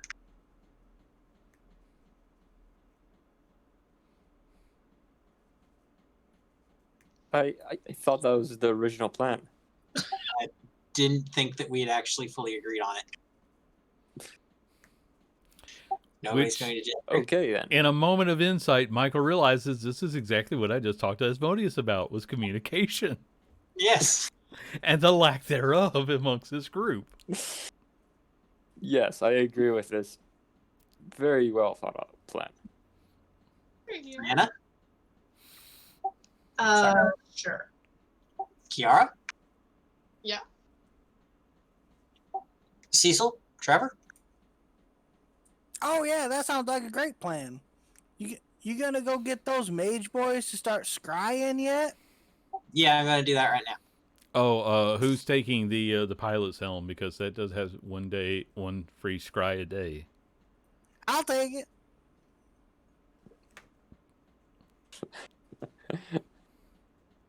I love controlling automatons. Jesus Christ. I'm seeing Danny's soul die bit by bit as this continues on.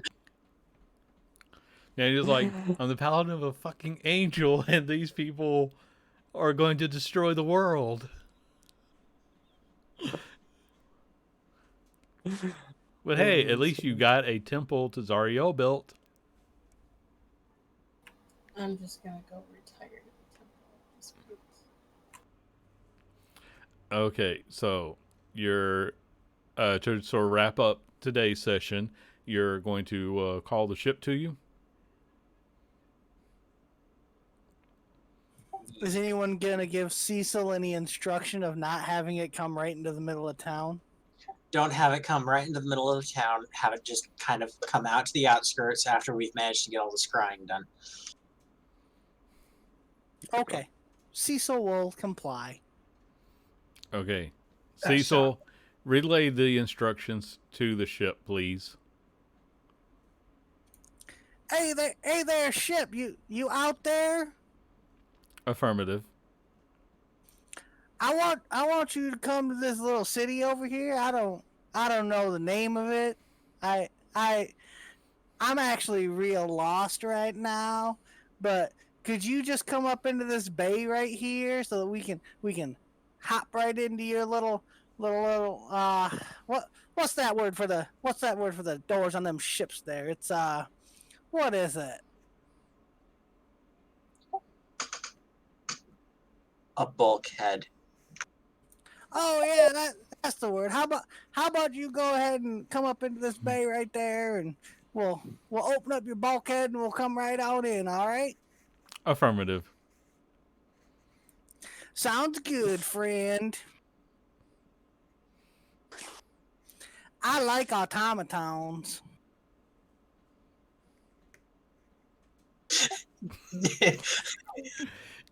Danny, Danny. remember, you're the one who invited him to this game. I was just gonna say, this is why you do not play with a significant other. Oh, okay. So, we'll deal with some of that scrying in downtime because it is about the end of this. We'll say that, yeah, this will be calling in sort of the last of the favors that you would have, but you're able to get some scrying done. They will provide you with some information about where the Kraken is. And later that night, a giant squid ship pulls into port, opens its doors, and there's a complete and utter panic. We just wave to everyone and go, "Don't worry about it. We're just going." First thing I'm gonna do is find Eva. You're gonna find who? Eva, the Well, it's not like you are able to just walk straight up to her. You can. no. But I'm gonna try to find someone to get me to her. Okay, How that many can hoops be I can. arranged, but first, I need Michael to roll a performance while he tries to get people to quit panicking. Oh, and quit shooting the ship. Okay. Unfortunately, a lot of people thought that this was a Kraken coming to attack, and there was some shots taken at the ship. But eventually, you will, before they cause any permanent damage, you're able to relay enough messages.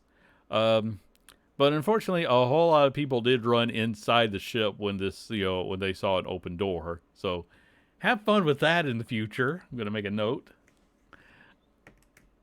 And I think we're gonna call it there for the night because Roy just opened up a big can of worms I get to have fun with for a few minutes next session.